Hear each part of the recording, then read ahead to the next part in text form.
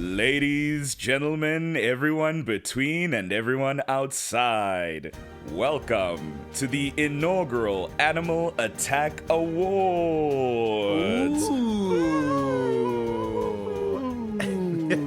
I am your host, Sandile, and we have an exciting night or morning or wherever you listen to this podcast, which, according to analytics from our stats nerds, that's Sunday afternoons mostly, but neither here nor there. So get a drink, a snack of your choice, and get comfy. Now, unlike typical award ceremonies, instead of presenting a pre-selected list of winners, recipients of these Animal Attack Awards will be determined by our accomplished council, speaking of which, introducing the entire council, Fadzai. Happy to be alive.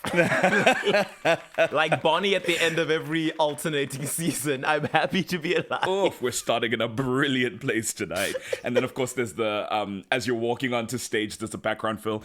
Actor, musician, writer, and podcast co-host, Fadzai is known for his work in local TV and stage, and international projects such as HBO's Raised by Wolves and Netflix's One Piece.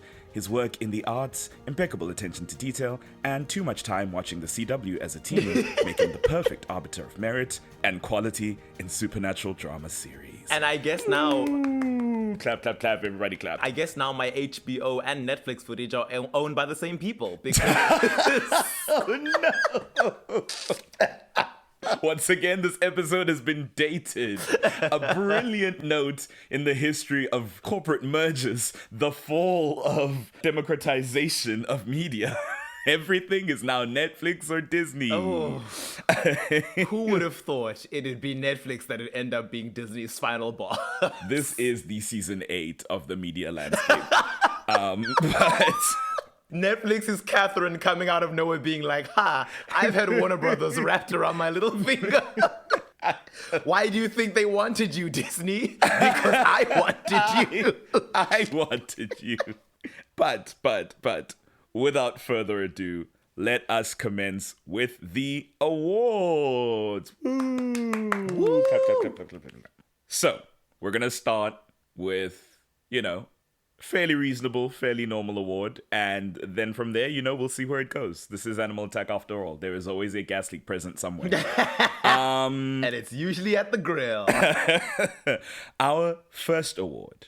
Anyone can write a story, but it takes a true artist, in fact, a room of them, to weave together a narrative of an ensemble cast in a driven, dynamic, and emotionally impactful way, and synthesizing an exciting storyline that lasts in the memories of its viewers. For our first award tonight, the Teen Wolf Season 3B Award for Best Story Arc. Here are your nominees. Season 1, First Arc, the Vicky Arc. And any Arc 1 is going to be Episode 1 to Episode 7. Oh. Season 1, Second Arc, the Pursuit Arc. So that's Episode 8 to 15. Season 1, Arc 3, the Tomb Vampires Arc, 16 to 22. Season 2, Arc 1, the Catherine Arc, up until Masquerade. Season 2, Arc 2, the Elijah Arc, up until when he gets daggered. That's where I came in. Then Season 2, Arc 3, the Klaus Arc. Season 3, Arc 1, the Ripper Arc, which is Stefan's Ripper situation culminating in the switching off of his humanity. A dark day for all of us. Truly. Season 3, Arc 2, the Hybrid Arc, which is at least Klaus and Rebecca are out and about, and Tyler's just been turned into a hybrid, and there's a bunch of drama happening until Esther comes back. Then the third arc, the Originals arc, when all the originals are back and down to the finale. And those are the only nominees because those are the best seasons of the show. So now it's your chance to make a deliberation. And you can talk out loud as much as you want as you try to make this decision. Let's see. The Vicky arc, I mean, obviously because the stakes were lower, the lore was not as deep. It might feel as though it pales in comparison to some of the later ones, but it was a good jumping off point, I think. And certainly Damon was more believable, the way he's written, as a villain than he would be later on as one of the protagonists. Well, The pursuit arc, this is when we are chasing after the necklace, necklaces. the pendant of Emily, trying to open the tomb. Anna comes in With her army of himbos. abound. Right. That's the era we're working with. Giuseppe Salvatore buried with the Gilbert Journal. Ends with Graham's dying and the tomb being opened. Ooh, another rough time. Yeah, there was a lot of like history and lore being exposited in that era. I liked it. I think I enjoy the Tomb Vampires arc the most of season 1. We get to meet Isabel. We get to see Anna and Harper. I mean, not Anna, Pearl and Harper. And Frederick and Beth Ann. Frederick, Our how icons. dare you not die? How dare you kill her after she attacked you? The finale that we always say had so much promise, with Bonnie being like, I'm the town witch. I'm going to protect people. Elena being like, I'm not stupid. I figured out that you're my biological father, Uncle John. The mystery Right. of what the heck is going on with the Lockwood boys. Very, very exciting. Season 2 will always have a special place in my heart as a whole, because obviously that's where I came in. Catherine is everything. Very true. Spinning circles around them in that first arc. When Elijah shows up, also, we're starting to learn more about the history of the vampire world, so it's very exciting. We have our sun and moon curse that turns out to be fake. We get to spend time with the werewolves in the era where the show cares about them the most, I'll say, Right. in the middle of season 2. This is one of exactly 2 eras. And then Klaus shows up, and it's like, ooh, the big bad. And again, I'm like, unlike Damon, he doesn't end up being a protagonist who we're supposed to root for despite being evil. Weirdly, he's even worse because he's evil, but the evil is only contextualized with certain characters. After this, which is so weird. But it was a good end to the season. Of course, I love the season 2 finale, the sacrifice, the loss of Jenna. That's so heartbreaking. And then season 3, which I always call, in my opinion, the best season. Unbeatable season 3. I mean, universally agreed upon, yeah. The Ripper arc, so scary, heartbreaking. You don't know what's going to happen with Stefan. A good way to set up the deepening of the Delena relationship, which, as we always smugly like to point out, didn't stand a chance except in the absence of Stefan. True, unfortunately true. And that's why they wrote it that way. The hybrid arc. What are some high notes in the hybrid arc? I guess we get to meet Michael. I would say that's maybe strangely the weaker one of the season 3 arcs. Yeah. It's that section where Klaus, he leaves for a little bit, and then we meet Michael, and then Klaus comes back, and Michael immediately dies. and there was a lot of immediate resolutions to seemingly grand threats that I was like, I don't know. Stefan goes back on his revenge journey after the Michael thing, and then it becomes a tete-a-tete between him. That's not the right French term. What do you call it? A back and forth. I don't know why I'm trying to speak French. Between him and Klaus. That has a bunch of the humans in the crossfire and some of the vampires too. Abby comes in this arc. Absent Mom Abby. Right. And there's also when there's like hybrid lieutenants out and about who are also dropping like flies, Yes, you know? so many. yeah. Mindy, Daniel, the ginger. Right. Tony, our king, who drove through Alaric Saltzman. Yeah, it's a good arc because season 3 is all good, but of the 3, I think it's the weaker one. Yeah, definitely. Also, yeah, all the ghost stuff happens in the first arc during the Ripper arc. That was fun. I love the ghost arc. Yes. It was good to see all our fallen foes and friends again. I would say, for me, it would have to be between the Catherine arc and the Originals arc. Okay, so those are 2 recipients you've selected and not one. I'm trying to which deliberate. Is still an issue. I'm trying to weigh it. Okay, I'm trying to weigh it. I'm finding it. I'm fine. It take you that long? It does. As much as I do love the Originals arc, and I love it, I really do, Catherine had so much build up throughout the first season that when she finally shows up, just those first 7 episodes of her finally living up to the hype Absolute is chaos. so fulfilling that I'm gonna have to give it to her. Oh, wow. Ladies and gentlemen, everyone between and outside, the Catherine arc, season 2, arc 1, episodes 1 to 7. You heard it here first. The best run of the entire Vampire Diaries. Factual, absolute truth, indisputable. Well done, Catherine arc.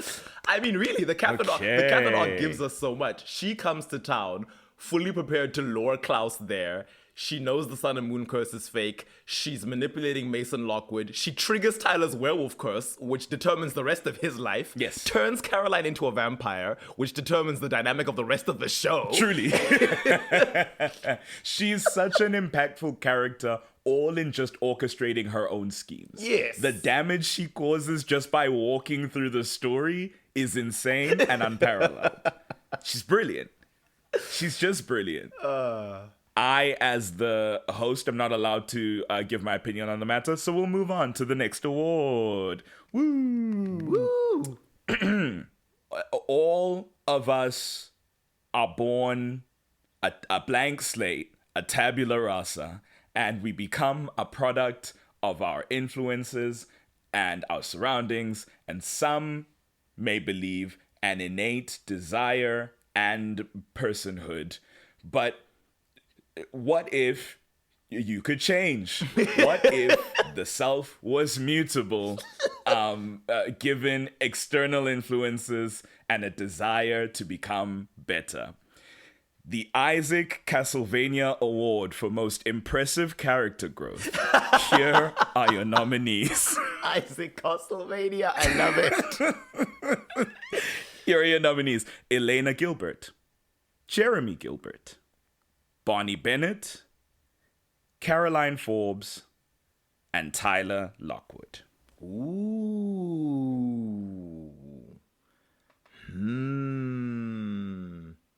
Impressive character growth doesn't necessarily mean positive character growth. So, Does Elena, not. I see you on there. Does not. And that's why Elena's on this list. It is impressive, that's for sure. I'm gonna say, in my mind, as much as I love me my Vampire Hunter Jr. and I love me my Town Witch, in my mind, I'm gonna say the most impressive character growth, considering where we start, has gotta be between Caroline and Tyler. And I'm gonna give it to Caroline because obviously the show cares about her far more than it does about Tyler. Tyler, if he was allowed to exist on screen for as long as Caroline does and have as much to do as she does, yeah, maybe it'd be more of an even competition. But it isn't. We know that. So despite our jerk jock becoming, all the things that he does eventually, we're gonna have to give it to our insecure, catty, head cheerleader frenemy who ends up being the compassionate vampire who is the most well-adjusted to vampirism on the team, and who honestly has fewer sins than many of the other immortals in the group. It's not the highest bar, and she does clear it, She does a little hop, skip, jump over it, and that's wonderful for her, To lend credence to the presence of the others on the list real quick before we opine on Caroline. Elena, for the first 3 seasons, there is a growth trajectory there in how she responds to the growing dangers of the supernatural, the moral complexities of engaging with ancient beings who want her dead all the time.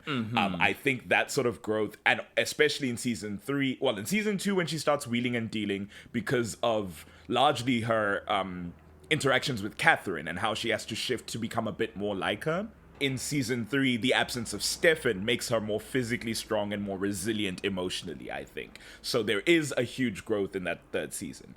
Then, as you say, past season 4, in the vampire years that are not marred by the sire bond, there is another growth period that is just wild devolution, it seems, via attachment to Damon Salvatore, which in itself is a growth just in a different direction. Bonnie, as you say, in her... It's tough because she can only grow as much as the season allows her to grow before it is entirely nixed and she's brought back to status quo. Because Bonnie, not in status quo, is not useful to the story that the show tries to tell. But she grows repeatedly every season before being taken down to 0. So if we're taking it cumulatively, there's a lot of growth there. Jeremy Hunter Jr. becomes a responsible young man, deals with a lot of like anti-social and emotional tendencies that stem from like trauma and grief, and like becomes a very reliable and has a good head on his shoulders by like season 4, season 5. Is just like doing his own thing most of the time, and it's really good. Becomes a very steadfast supporter where Bonnie needs, a very protective character, just solid guy all around. And Tyler Lockwood, certainly, from the Tyler you see in episode 1 to the Tyler in season 4, episode 9, who's this leader of the hybrid pack, liberating them from their slave master Klaus. Just like night and day, that man. And it is worth mentioning. Yes. But Caroline, the good vampire, she takes the cake. Becomes a mother. And a mother. A mother. Literal mother. She is at first open-minded enough to be like, hey, I'm just a surrogate. These are yours and Joe's kids. I'm just doing a favor for a friend, and then I'll give them to you. And then realizes, okay, I grew these babies in my body. I have come to love them. I want us to be a family. And comes to a place of, as my relationship with Stefan grows, that I realize that that's the new love I found, and all these dynamics start to shift and evolve. Blended family. One thing is for sure, nothing comes before my kids. Not even you, Stefan, especially where that bum-ass brother of yours is concerned. True that. True that. And here's what I'll say. A working mom. And strangely, one of maybe 2 total main characters who manages to keep a job in the midst of all their supernatural drama. Like, she is a news producer, It's pretty cool. Yeah, it's who's employed? Her, Matt Alaric. Rick. Nobody else. Oh yeah, works. Matt's a cop, but like that's not a job. That's an identity. But Caroline Forbes, undoubtedly the greatest and most impressive character growth of anyone you've ever seen in a show ever. You heard it here. Our next award. Everyone loves a good villain. Ooh. They shake up the show, and they always have an exciting and entertaining energy. But it takes a special kind of villain to steal the entire show with a single scene. The Regina Mills Award for Most Aura-Farming Villain Entrance/Reveal. Here are your nominees. Catherine Pierce, chopping off John Gilbert's fingers. Hello, John. Goodbye, John. Elijah Michelson, freeing 2 rogue vampires off their hearts. Esther Michelson, appearing before all her children after busting out of her 1,000-year coffin sleep. Silas, revealing his true face to Stefan before throwing him in a quarry to drown for 3 months. Oh, no. Ketsia, lighting up the room in blue flame, revealing herself to Stefan. Loved that effect. Kai Parker, stabbing Joe at the altar and motusing all her wedding guests. Arcadius, walking into a diner and burning the sirens alive. Once again, this is the Regina Mills Award for Most Aura-Farming Villain Entrance or Reveal. Ooh, that's a tough one. Because, my knee-jerk reaction would be to give it to Catherine, but there were a lot of iconic ones. She's the progenitor, but there are so many moments in the show, especially with the fun villains in the show, that are just like, okay, that's cool as hell. The thing is, Elijah leaves the show a lot, and every time he comes back in that specific way, yes, it's always iconic. He comes back ripping out someone's hearts. His very first episode has him die, and then revive and yank the stake pinning him to the wall out of his chest and be like, nope, yes, that's not how you kill an original. Truly, as I read it out, I couldn't tell whether it was the one that happens in season 2 when Elena's going to give herself up, or the one that happens in season 3 when he gets pulled out of his coffin. So, who knows? It's always cool, though. Ketsia and her blue flame, honestly.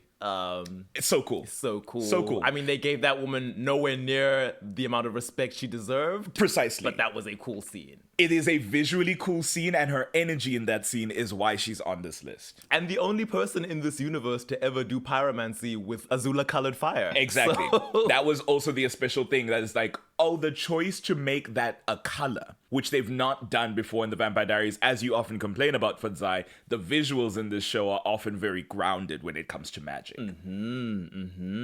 Esther appearing before all her kids who truly, along with us, believed she was dead. And of course, we knew who she was because we'd seen her in Rebecca's flashbacks. And it's like, oh, she's here. Yes. And immediately Klaus is healed by this. Klaus, up until this point, the biggest, most unbeatable villain we've had, starts crying in front of her. And she says, look at me. Do you know why I'm here? And he says, to kill me. And she's like, I'm here to forgive you. So we can all be a family. Mic drop of the season. Oh, it was lovely seeing Klaus be afraid for once. Truly afraid. He was like, oh no, mom is home. I forgot to take out the chicken and let it defrost. Exactly. I am in trouble with a capital T. Kai stabbing Joe, so unexpected, so heartbreaking, so horrific, because you truly think, no, whatever God rules this universe is not going to hurt Alaric again, is not going to do this to this expectant mother and really, really nice woman who's already survived so much trauma in her childhood and her life. Right. Combat medic. Combat medic icon. Watched her siblings getting slaughtered. Her own father was willing to kill her so that he could get rid of his least favorite child. 2 months ago.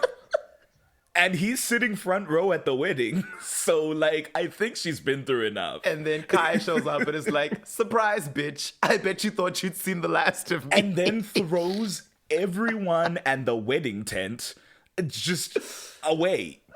Like, as heartbreaking and as shocking as it is, pretty impressive return for that character. Oh.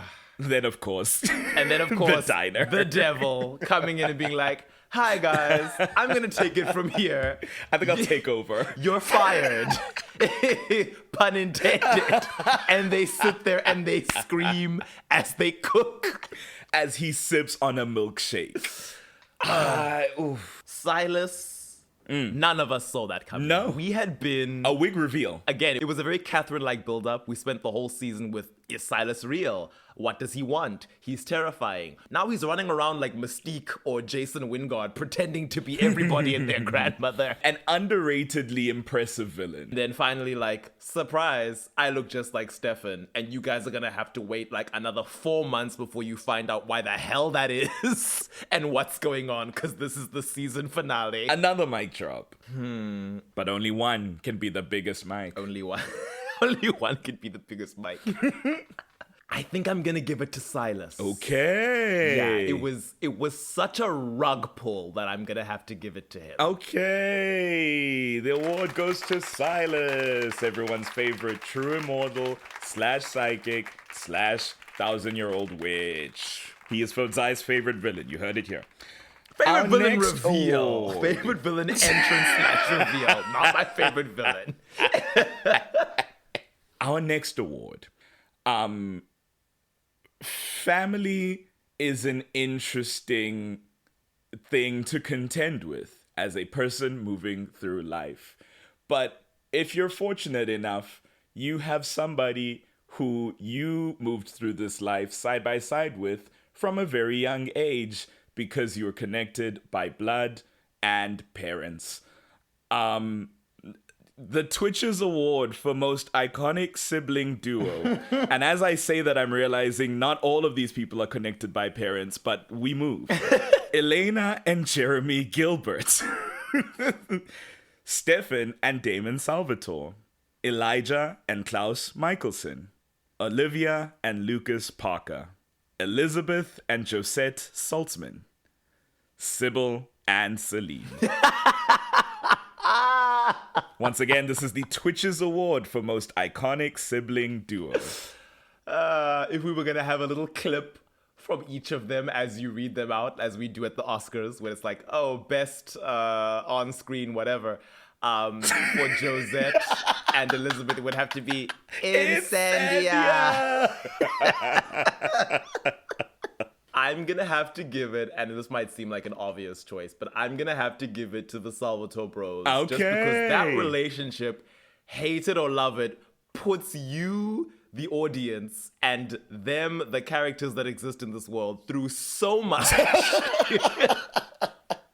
that if you take it away, everything collapses in on itself and implodes. Sure.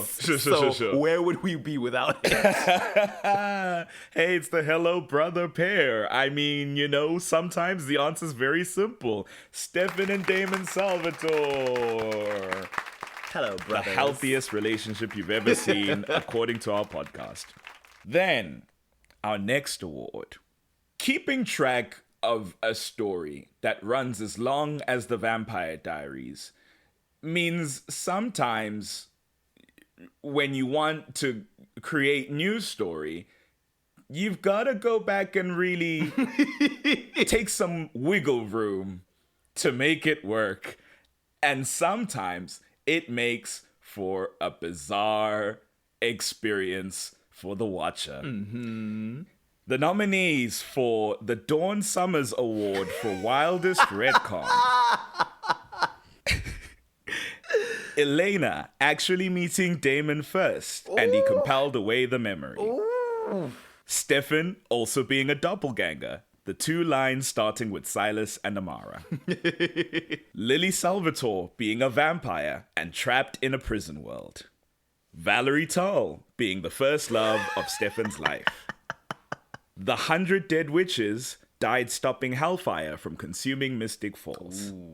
And finally, Alex Gilbert, Elena's twin sister who was erased from existence. Once again, your nominees for the Dawn Summers Award for Wildest Retcon. It should actually be Alex, a.k.a. what was her other name? Something Labonnet. Daniela Labonnet. Daniela Labonnet. If you haven't heard it, listener, go back to episode 12 of the podcast.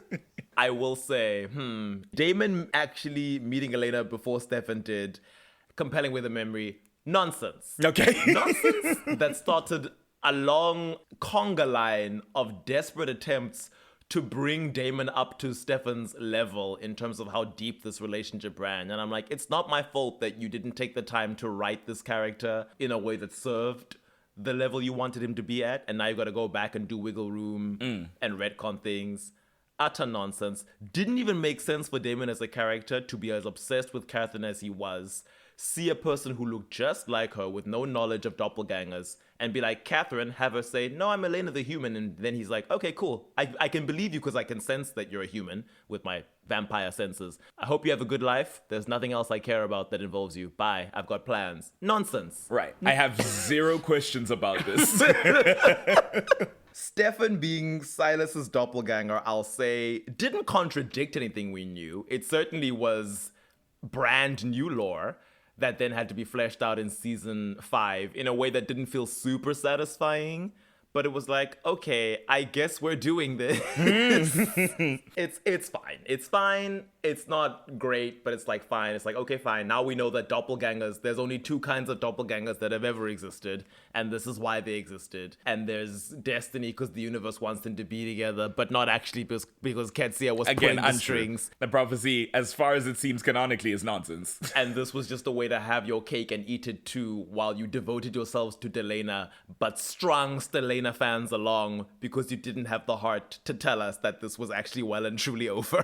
Yeah. Lily being a vampire was super interesting. We didn't know a whole lot about her, except that I guess we knew she was dead. Died of canonically. TB. Yeah. Yeah. I think it's integrated pretty well. I wouldn't say seamlessly, but it's a believable patchwork. What we learn about the family and her shitty husband Giuseppe, who I'm always like, I didn't think he was that bad. Mm-hmm. And you're always like, no, I can see it. I think he was. I think it makes sense.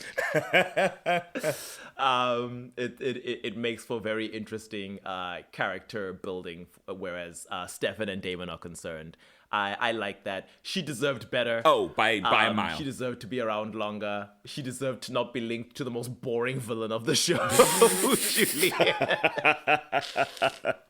And yeah, that's right, Julian. I called you the most boring villain because while Marcos is not exciting as an individual, his plan is really interesting, if a little vague. And the actor is hot AF. You know, so he's got that going for him.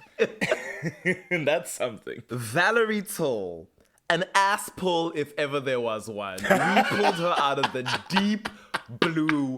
We reached into the universe next door and we brought her through like Multiverse of Madness because we needed her to exist in our world. And it was done so well that I have no choice but to applaud. I was gonna say, you said on record you love this so much, even though it's so odd and bizarre. It just works too well. I love it so much. It's nonsense, but it's done so well. We've got 30-year-old Paul Wesley there sitting and pretending to be a little wispy 16-year-old boy in his diary. We've got Catherine rolling in her grave going, first love of Stefan's life. How dare you? Valerie, what? Who's this bitch and how do I kill her? Loved the Valerie and Stefan dynamic. As I've said, as a person who's not really a Stereline fan, of course, if I had to accept that Stelena was never going to happen, I would have been fine with Stefan and Valerie, provided she stays on and becomes a main character. Action. Yeah, if she stayed on and became a main character, I would have been like, fine, let's do it. Yeah. On the list of characters I would have gladly absorbed as a main character over Enzo St. John, Valerie Toll is certainly one of them. Yep. Absolutely. I mean, honestly, with the exception of Malcolm, any of the heretics would have been a welcome addition. Give me my wicked lesbians. Right. Give me Oscar. Who's so much fun. What we could have done with Oscar. Yes. Give me Bo, who now uses sign language. Let's learn American Sign Language, British Sign Language, and let's have Bo be a person. Right. Subtitles every time he speaks for the benefit of the viewer, because not a lot of us speak sign language, as with any language that is spoken and translated in media. The 100 Dead Witches, I have only one complaint, is that none of that has anything to do with Bonnie. Yeah. That is Matt's storyline.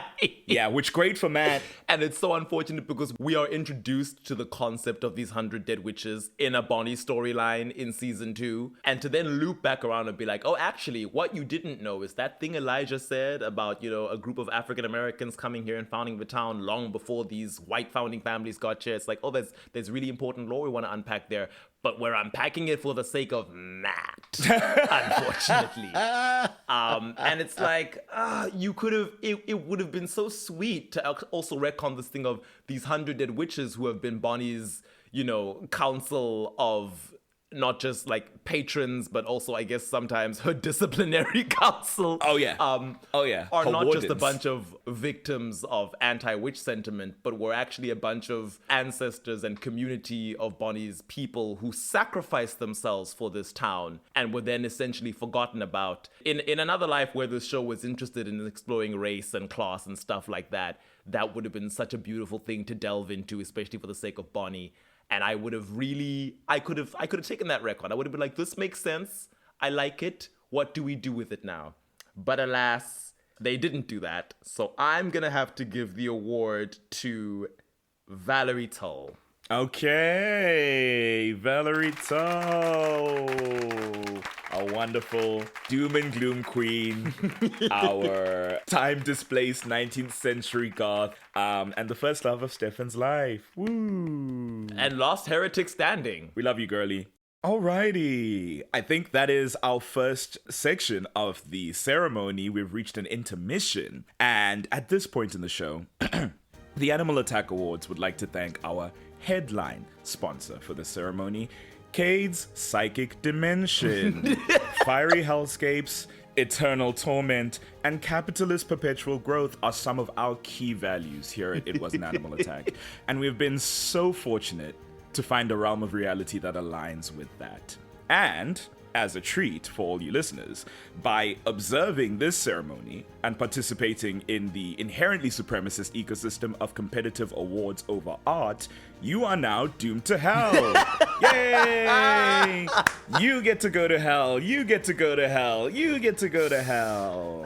Thank you, Cade Psychic Dimension. Now, back to the show. Our next award. In a world of the supernatural, where vampires dominate, both in number and in relevance to the story, it takes a brave soul to stand as a guardian and a warden, a protector of the mundane and the human against the palpable threat of blood-sucking fiends. The Van Helsing Award for Most Impactful Vampire Hunter, parentheses, true human, John Gilbert. Alaric Saltzman. Bill Forbes. Ooh. Jeremy Gilbert. Pastor Young. Trip Cook. And Matt Donovan.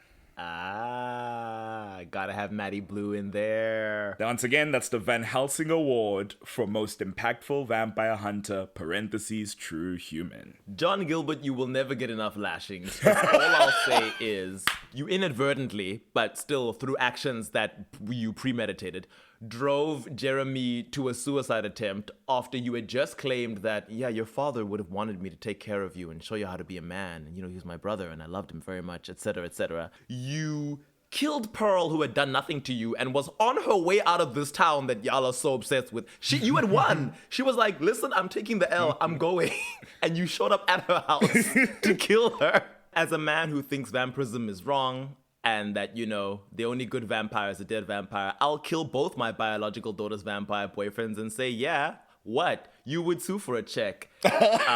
You are not worthy of this award because when push came to shove, you were still in love with your girlfriend from when you were 16 who had moved on, gotten married, left that husband, let herself die to become an emotionless vampire, and still had you wrapped around her little finger. Fair enough. You're a hypocrite and you don't deserve this award. Ooh. John Gilbert, you have been disqualified from the running. Alaric Saltzman, you did pretty well. A very interesting arc. Comes to town with every reason to be like, yeah, I'm gonna slay vampires. Is very much a noob. Once he does kill good old Logan Fell, he's like, oh my gosh, that was such a rush. I was so nervous. My heart was beating. He's holding Vervain when Damon tries to compel him for the first time. And he's like, oh my gosh, I read about this. Can't believe that worked. Wow. Strange. Finally finds Isabel, learns who she truly is as a person, is like, okay, well, screw you, you selfish bitch. Has to be compelled to let go of her. A compulsion that I guess becomes the team Van Helsing, which you always need in a group of YA supernaturals, and then has his Dark Evaloric arc, because it's like, yeah, actually, Evaloric might be bad. He does make some fair points. Yes. These vampires are dangerous. Yes. This city, this town is not being protected in the way it should be, especially now that Liz and Carol have been brought into the fold on behalf of their children. Compromised. And then he's like, but also I'm going to become a vampire now. And I'd say that's where we mark the end of the period. Yeah. Because we're just counting his era as a true human. The fact that Vampalaric is like, I'm willing to take the sin onto myself. A la the Messiah. I am the savior. I will take your sins into myself and become vampire to kill all vampires and save your souls. Beautiful.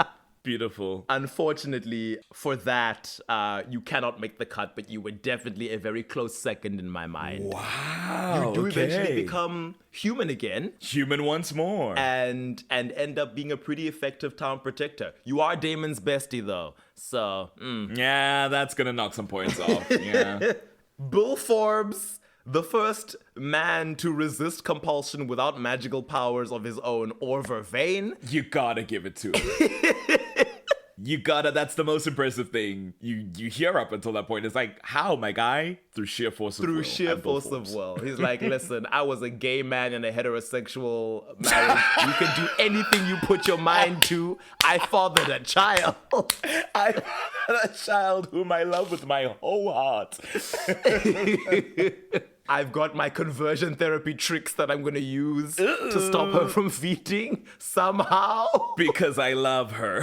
I figured out how the sire bond should be broken, which no one had figured out before me. So true. A game changer. Very impressive, Bill Forbes. If only you could have really chosen a side. It was like, where do you stand? Are you Mr. Love the Sinner, Hate the Sin? Or are you Mr. Vampirism is wrong and always will be, and my daughter being one doesn't change that for me? Little Gilbert, our loner stoner who gets compelled into being a good boy right as Alaric comes to town, becomes the little teacher's pet, mostly because Rick is pumping him for information, but eventually the two grow very close and he becomes Van Helsing Jr. They've both got Gilbert rings. I always cited that scene in like episode 10, which I think is Our Town, where he shoots Tony in the back from like just off screen, walks into the kitchen, grabs a cleaver and chops off his head. It's one of the coolest scenes in the show. The image of Jeremy Gilbert with a crossbow is iconic. They start making jokes about it 2 seasons later because it's such an easy shorthand. Given more time, I think Jeremy would have been the hunter. And then eventually he becomes a supernatural hunter, which is pretty cool. It is technically a cheat because now he's got powers, but it was a really natural progression. And of course, that was the character who was going to become, you know, the team representative of the Brotherhood of the Five. Pastor Young coming in and saying, well, actually, what is this oligarchy? Why can't non-founding family members come and stuff up?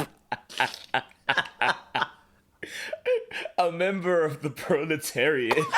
In truth, it's Praxis actually that he shows up and blows shit up entirely in a singular episode. That's the most impressive thing about Pastor Young, is how much he gets done in such a short amount of time. 1 episode, and it's like, Pastor Young, remember him? Well, here he is now saying, hi Liz, hi Carol, you've been relieved of your duties. Beautiful. That's the mayor and the sheriff of town police, okay? Just to put it into context. Showing up with a guillotine in hand, ready to end the monarchy, saying, we the people have decided. And then blows everyone up because he was mourning his wife and was being manipulated by that raggedy Professor Shea. Honestly, an upset, a sabotage to what could have been a true icon in the hunting biz. Also, I mean, it would have been so interesting to bring in like this blatantly religious aspect of anti-vampirism. Yes. I would have loved to see that. Yeah, the faith militant aspect of his like goons is very like, ooh, to me. Ooh, the High Sparrow. It's giving the High Sparrow with the Glock, you know? I kind of vibe with that. Mr. Trip Cook, you came in at a time when I truly thought we were done with human antagonists. And you came in a big way, driving vampires across the magical border that you didn't even fully understand because you enjoyed watching them burst into flames as their vampire daylight ring stopped working, and then watching their bodies go through the trauma of whatever killed them all over again when you could have easily staked them. Right. Trip Cook gets points for the ingenuity, given that he has only recently discovered the existence of vampires at all, let alone establish this hunting business. The creative use of this magical bubble, which is what undoes his compulsion, because again, Trip Cook is someone who, sometime before his presence in season 6, he and his wife were attacked by a vampire who seemingly tortured both of them and then killed his wife and made him believe that he had been negligent and they had crashed the car, and that's how she died. And then when he came back to Mystic Falls, where there was an anti-magic bubble, all those memories came back. Actually, a vampire killed her. And that's what sets him off on his crusade. To learn vampires, how to kill them, how the magic bubble works, then set up this whole system of torturous death for the vampires that you kill. In all of that, actually be keeping Mystic Falls safe, because as the main cast is apparently unaware of, they've got Border Skulker vampires abound that he's just been taking care of in the secret. Giving some constructive work to the wayward youth of Mystic Falls, you know, his squad boys and girls, equal opportunity, though none of them get names. And Truly dedication to the game in the way he kills vampires, you know? You gotta hand it. Yes. I'll say this as another lash against that other boring man. More interesting villain than Julian. Wow. I mean, it's true. Leagues more interesting. There's like an ethical and philosophical question raised by the existence of Trick Cook, which I think is very interesting. I agree. Which ties pretty neatly into Mr. Matt Donovan, his protege, who spends some time being conflicted with this whole Trip thing, because Matt is like, Trip raises some points, but he's also trying to kill the vampires I like, and I don't want that to happen. And then he gets murdered, and I'm like, well, I didn't want that to happen either because he was human. Yeah. it's someone who calls Matt on what he doesn't realize is a little bit of bullshit, because it's like, where do you draw the line, you know? And Matt, our token human, such an interesting journey he goes on from being the character on the outside of all the supernatural stuff, because as soon as Tyler becomes a werewolf, Caroline was already in it. She was a pawn in Damon's game, and then she becomes a vampire. But as soon as Tyler is brought into it as a werewolf, Matt is now the one who's on the outskirts. He's the one who's got nothing to do with anything. He's the last one to learn about what's going on. And even when he does, he's like, cool, I'm gonna go do my job and try to pass grade 11. I'm gonna go bust tables, have fun. You know? Oh, my ghost sister is back? That's nice. Oh no, she's trying to kill people? Never mind. Stepping back again. I would very much like to be excluded from this narrative. I'm gonna sort this problem out, but this seems crazy. And then finds out that, you know, try as he might, he keeps getting pulled back in, and is like, okay, well, you know what? I love Elena. I love Caroline. I love my friends. I love Jeremy, even though the show won't let me say it in that way. I'm here to help. I'm here to support. I'm also here to be the voice of reason sometimes and be like, yes, Damon does suck.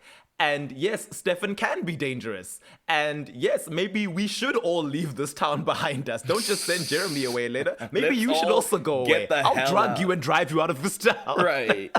Once we're past that, and it's like, well, now we know that Jeremy can no longer use the Gilbert ring. It's like, oh, Matt, its natural successor. The boy who is now fully part of the group, who deserves an upgrade, quite frankly. Give him somebody, what do you call it in D&D when you get the... Yeah, give him his magic item. You know, yes, he's earned it. He's been through several levels. And now you level up. Season 5, you get to level up. Now you get the ability upgrade, right. Then it's like, now that he's in it all, he's kind of also getting to a place much like Bonnie, except unlike Bonnie, he'll mostly stay there, of being like, yeah, but I'm fed up with these vampires though. Like, look at what you're doing to this We town. are usually on the barrel end of these vampires, even the ones we like. Like, nobody's talking about this. No, why is no one talking about this? Right.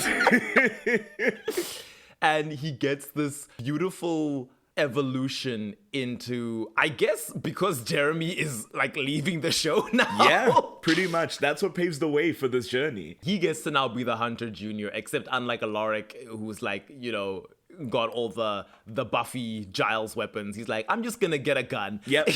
I'm gonna get a shotgun and I'm gonna ride around in my truck.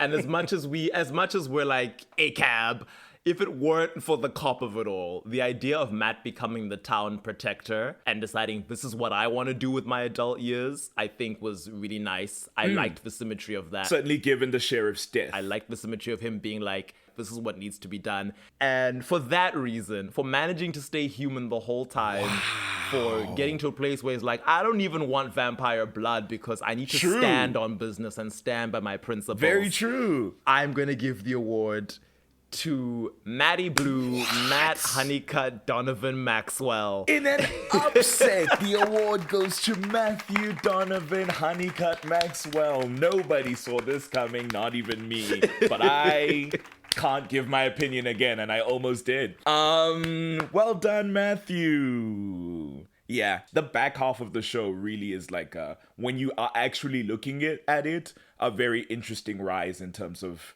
Matt as the hunter, Matt as the vanguard against vampires in a genuine way and not in a lip service way for Mystic Falls. Very cool. Okay, Matthew. Wow, big win for him. Our next award. The power of magic within this show is often used as a tool and not given the weight and the gravitas that it deserves. But every now and then, Practitioners of the magical arts in the Vampire Diaries get really pop off. The Faye Chamberlain Award for most impressive solo magical feat. That's a layered one for you Secret Circle heads. But Lock, unlock. Bonnie Bennett raising Jeremy from the dead twice.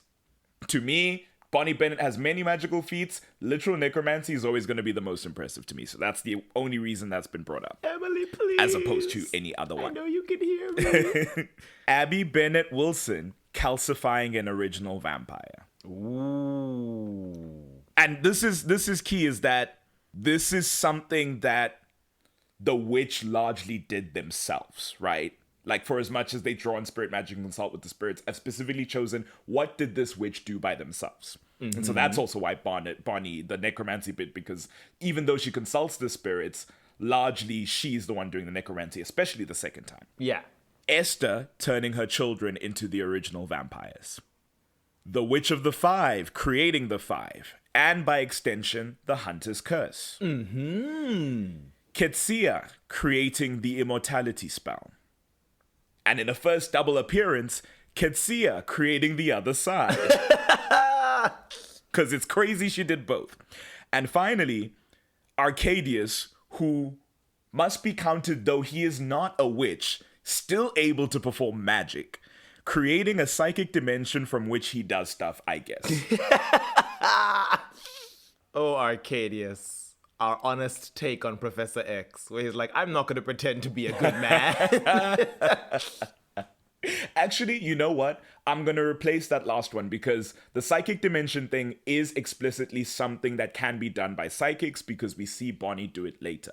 The thing I'm going to counter with Arcadius is transmogrifying two psychics into song-singing, cannibalistic, deathless creatures. Creating the sirens is going to be the act of impressive solo magical feat, because how did you do that when you're not a witch? So that's the one that's on the list. He said, I didn't use a spell to transmute them. I used fine-tuned molecular telekinesis as a psychic to turn them into what I wanted. As psychics often do. Very impressive, very confusing, but at that point, the show doesn't care that you have questions. They're like, and then that happened because I say so. Abby Bennett Wilson stopping the heart of an original. How did she do it? Because you have to make that blood connection, or give your blood to somebody else who's gonna do it. And I don't think she just had vampire volunteers running around. So I must assume she went up to Michael, stuck her hand somehow into his heart. Which is very impressive. And then slowed his pulse, dried him out, and left him to rot in a tomb for 15 years. Very impressive, Abby. And presumably also killed a person to do it, right? Because that balance, she said, needs to be found. Yeah. Bonnie raising Jeremy from the dead, as we've said, with the 100 dead witches, very impressive. We know why her battery is full at that point. The second time she does it, more impressive for me, not just because she's not channeling witches and she's using her own, like, expression mixed with black magic, mixed with her Spirit Bennett spells, because she transmutes the incorporeal spirit. Yep. That's the bit. The apparition of a dead man. She transforms that into flesh and bone and marrow and muscle and sinew. Yeah. And optic nerves and a fully functioning brain. Every single detail. And she got that man looking right, looking exactly how he left. Incredible. No genetic damage through this cloning process. No unfolding proteins, no DNA decay. She said, I've kissed you, I've gazed upon your face. I know everything. I know every hair on your head. Oh, that is really romantic and sweet, actually. Truly impressive. And as we say, transmutation is her thing. Truly, I wish someone had said it on screen that, you've got a knack for transmutation spells, Bonnie Bennett. Esther, turning her kids into the original vampires. As we know, she did bootleg that spell. But she did remix it and made it her own. Yeah. And sometimes a cover version can be the more iconic one. After all, as some clear aficionados. Yes. I was going to say, no one's out here trying to emulate Dolly Parton's version of And I Will Always Love You. It's Whitney Houston's I Will Always Love You. That's fair. That ripples through time, that everyone knows. The Witch of the Five, you deserved so much more. For starters, you deserved a name. You deserved a name, first of all. They were like, I don't know what black people were called in the 1500s. Ooh. Creating the Brotherhood of the Five, supposedly to kill Silas, her ancestor's old enemy, but also being like, vampires are kind of a nuisance. You can go ahead and kill all of them too. And in fact, I will give you 5, 6, or 7 mystical silver daggers to put down those damn originals as well, because they're an issue. Yep, get them too. Right. And if, God forbid, one of them manages to kill you, you're going to take them down with you by driving them insane until they realize it's not worth being alive forever. Psychological warfare. Not even psychological, psychic warfare. Psychic you are warfare. now on the astral plane in their mind, just like messing shit up. Just breaking down the walls in there. Very impressive. But, Miss Ma'am, all of that in my mind pales in comparison to your ancestor, Ketsia, who created immortality because she was so in love. Someone who wanted to be with his forever girl had to trick her into working with him because he couldn't do the homework himself. He said, there's a class project and I'm gonna seduce the smartest girl in my grade to work with me because that's the only way that I'm getting an A+. Real. And once that unfolded the way it did, she said, okay, I'm going to create a cure for this immortality spell that I made, because you don't deserve to live forever. But also, I don't want you to get to go off to the sweet hereafter, wherever that might be. So on top of that, we then segue into her next grand feat, creating the other side as a supernatural purgatory for all those of you with magical lineage to stop you from being able to move on so that Silas could not be with Amara. An effect that I have to assume is what allows the curse of the Brotherhood of the Five to work in the first place, because where are these dead hunters' ghosts chilling when they're tormenting vampires, if not the other side? That's actually honestly an interesting question. I thought they just port into the vampire's mind for a little bit and kind of squat until the deed is done and then head off. But it's very fair that they might be just doing it from the other side. Yeah. From the other side. Truly, to create a whole other plane of existence just to spite your toxic ex-boyfriend is so based. It's so real to just be like, you don't ever get to be happy, and I will warp reality to make sure that doesn't happen. And for extra spice, I'm binding it to that woman that you made immortal, because now she's an everlasting object. My friend, by the way, who betrayed me. Yes. And every time a dead person passes into this realm, they will pass through her and give her immense pain. Enjoy the next 2,000 years, you backstabbing.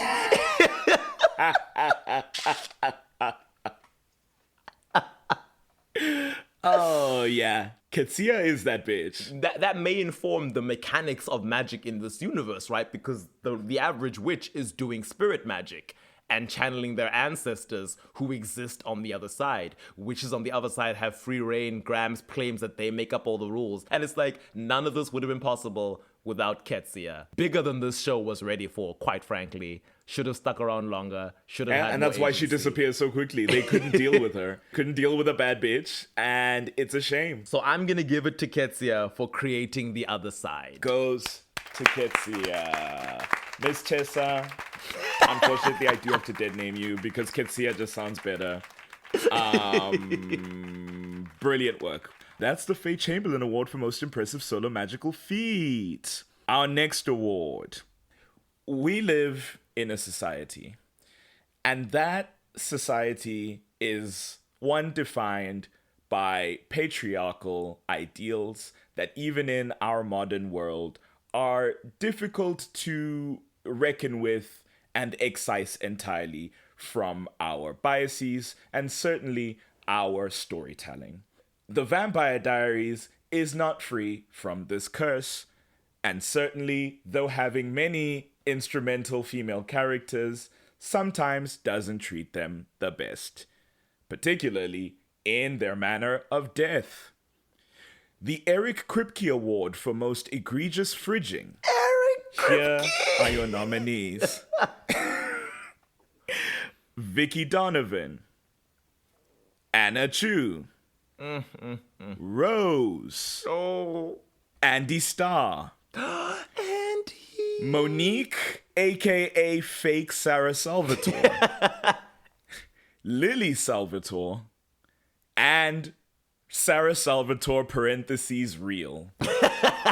Now, to contextualize this category, for those of you who don't know, fridging, which is shorthand for the women in refrigerators trope, is a trope defined in sort of mid-20th century comics space. I forget the woman's name who defined it, but I have tweeted about it before, so I will retweet it on the podcast account so you know who it's credited to. It was relating to a Green Lantern, right, named Kyle Rayner? Yes. Who had come home to find that one of his primary villains in an act against him had killed and butchered his girlfriend at the time and stuffed her into his refrigerator in his home as a message to him in the midst of their like hero-villain dynamic. So that's where the name Women in Refrigerators comes from. And certainly the trope defines a pattern of that occurring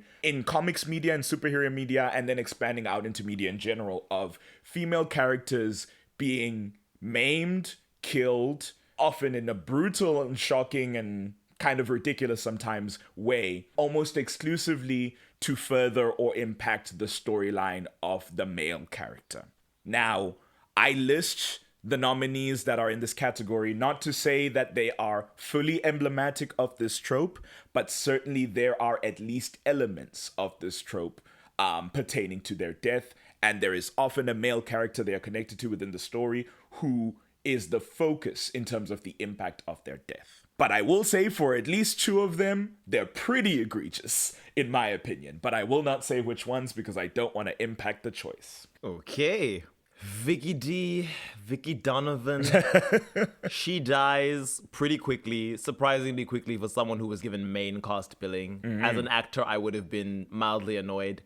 And I mean, there's a whole thing about how she was kept on contract and they were like, no, we definitely have a way to bring you back. And then later it was like, no, we're not bringing her back. Oh, wow. And I was like, ooh, okay. CW when I catch you.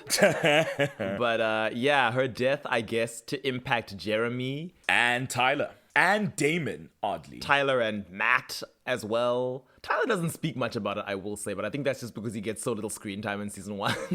Right. But it is the thing that kind of like brings him to a kind of cold center in that first season from the like hot-headed scattershot violence he has in the first arc. I do know, however, that they were trying to be all Game of Thrones before Game of Thrones happened. They were like, anybody can die, tee the shock. Before they became famous for bringing everyone back except Vicky. Right. And it's like, well, Vicky and Lexi, I guess. Yeah. Lexi, who I'm surprised isn't on this list. Yeah, actually, you know what? Adding Lexi. I'm adding Lexi to the list. Alexia Branson. Lexi Branson. Killed because Damon needed you're to get absolutely right. the Founders Council off his back after he got them on his back, and to then trigger Stefan to be like, okay, he has to die, just so that Elena could say, baby, this isn't you. You'll never forgive yourself for killing Damon. And then he could be pissy at Damon for a few days, and then they could move on, and their relationship would eventually repair. And it's like, what? True. Very fair. Your best friend? Yep. Of 100 years. Anna Chu. Anna Chu killed needlessly, I guess, to show us how evil John Gilbert was, only for him to have a redemption arc the next season. And also to push. Yeah, the more important one is the Damon one, is the fact that for whatever reason, Damon is now softened by witnessing the death of Anna Chu. And that's the focus of the scene. And again, because the show was still in its era of anybody can die. Because I guess they were like, Anna's arc has ended. And I'm like, yeah, let her leave. Let her go home. She doesn't need to die. You do not need to die to leave the show. It's a sign of the show's growth that once Valerie's arc is done, done, they thankfully allowed her to live because they were like, shame, she's been through enough, let her go. Because they were fully like, yeah, and then the last heretic dies, and they were like, no, guys, no. Like, it was a possibility that in that scene of her saving Stefan, that she dies, and that's what gets him back into his own body. And that also solves the Steroline issue. And it's like, well, shit, that's wild. Thankfully, they went a different route. Thankfully. Rose. Oh my gosh, Rose, you could have been so cool. You were 500 years old. Oh, yeah. You were the oldest vampire we knew at that point, except, well, like the oldest non-original vampire we knew at that point, because obviously we meet her the same episode as we meet Elijah. Bitten by a werewolf who Damon had angered. Yep. Because even though he was physically violent with Caroline when telling her to stay the hell away from Tyler Lockwood because a bite from a werewolf can kill a vampire, he decided, tee-hee, I'm going to go antagonize this woman, or at least I'm going to try and poison her. Do as I say. Do as I say, not as I do. Not as I do. Pisses Jules off. And then instead of backing down when she says, oh, your wolfsbane's not going to work because I smelled it. And also it's the full moon. You should back away. Goes, I'm not scared of you because I'm tough and masculine. And she's like, oh, so you're stupid. Okay, I'm going to find you later on. You've been marked. You've been marked. Ends up biting Rose and not him. And then Rose spends the next 2 days deteriorating and then having to be euthanized to show us that, I guess, Damon has a heart and is capable of remorse. Right. He's just too strong and tough and masculine to show anyone. And I think it's especially yikes that, like, the setup of him and Rose happens so quickly, and it's the night that they sleep together that she gets bitten. The night that she declares, by the way, this is purely physical for me. I don't love men who love other women, and you're clearly in love with Elena. But we can be friends with benefits. Right. That's fine with me. I'm beyond all this. Gets bitten, becomes delirious and hallucinating for 2 days, and then is killed by Damon as an act of mercy on his part. And it's like, okay. Cool. The true mercy would have been to not get her in that situation. And then he hates Jules forever. And I'm like, well, no, actually, because don't forget that Jules is here because you killed Mason. Thank you. So this still comes back to you. All roads lead back to you, my friend. Andy Starr, this one hurts because I think Andy would be on this list even if she hadn't died, because we get to watch her being Damon's snack, Barbie doll girlfriend, abuse victim. It's very weird. The consent is not something that we can pretend is a real thing as much as the show wants to act like it is. Because I'm like, you compelled away her fear. You did to her what Catherine did to Stefan. So once that's done, anything that she says is okay. It's like, but would she be saying it if you let her be afraid? She's Damon's pawn in his schemes in season 2. And then, again, Damon pisses someone off. This time it's Ripper Stefan, who's not emotionless yet, but is trying to keep Damon away from him because he's like, the more you keep trailing after me, the more Elena's gonna trail after me, and Klaus is gonna find out she's alive and kill her. So I guess now I have to act like a villain and convince you I'm evil so you stay away. Who can I kill who's not too close to the center of things? Oh, your play girlfriend, Andy Starr. Andy, go walk off a ledge, why don't you? And then she dies. And this one, we don't even pretend that Damon has, like, Damon feels bad for, like, a scene. A second. And then we move on. Yeah. Exclusively her death is about Damon and Stefan. And it's like, especially after everything you've described about their relationship, it's just yikes. And I like that actress, too. She's really fun. Oh, Monique, fake Sarah Salvatore, who is murdered by Enzo, who is trying to speedrun his way to being the most annoying character. Because I don't like how Stefan waltzes around getting to be treated like Mother Teresa when he's clearly not the saint everyone thinks he is. And I'm like, I think everyone who's been in this show, unlike you, who's been here for 5 years, is aware that Stefan isn't perfect. I don't think you need to prove that to anyone. Certainly not Matt Donovan of all people, who's kind of over Stefan at this point. Right. Matt Donovan, who is most keenly aware of the whims of these vampires on a given day. So this is all odd. Snaps her neck just to be like, Stefan, what was the conversation you were having with her? And it's like, what does that have to do with you? I don't super understand. Poor Monique has to die to show that Stefan is so devoted to protecting his secret great niece. And on Enzo's side, it's like, why were you doing this again? What would you have gained if Stefan had told you what secret it was? Because you certainly didn't know he had a secret relative. That's not a suspicion you had. No. So You just knew he was keeping a secret. A secret, and that pissed him off. But he took that personally. And whether it's a slight to him, a slight to the Mystic Falls gang, or a slight to Damon as a brother, who knows? Who knows? Depending on the day, it's a different answer. Then we get to Lily Salvatore. Lily, who dies because I guess at this point we were tired of werewolf venom, and we were like, yeah, let's just say there's a splinter that's too close to her heart to pull out, and I guess it's slowly doing whatever mechanics happen when wood pierces your heart usually. Yeah. She doesn't have long left. She's gonna die in a few moments. And truly the dynamic it creates, because her death and the way it's like this thing about Damon, who has sworn vengeance on her for checks notes, giving Kai the idea to put Elena to sleep. Okay. For Stefan, who's been trying to rebuild this relationship with her, and for Julian, her abusive partner, and for the three of them to now be in a loggerheads kind of situation, it's like, okay, she kills herself to protect her children and then dies for nothing because Julian's already unlinked them. It's just like, all of that energy is like, well, shit. And this show loves making a person die for nothing.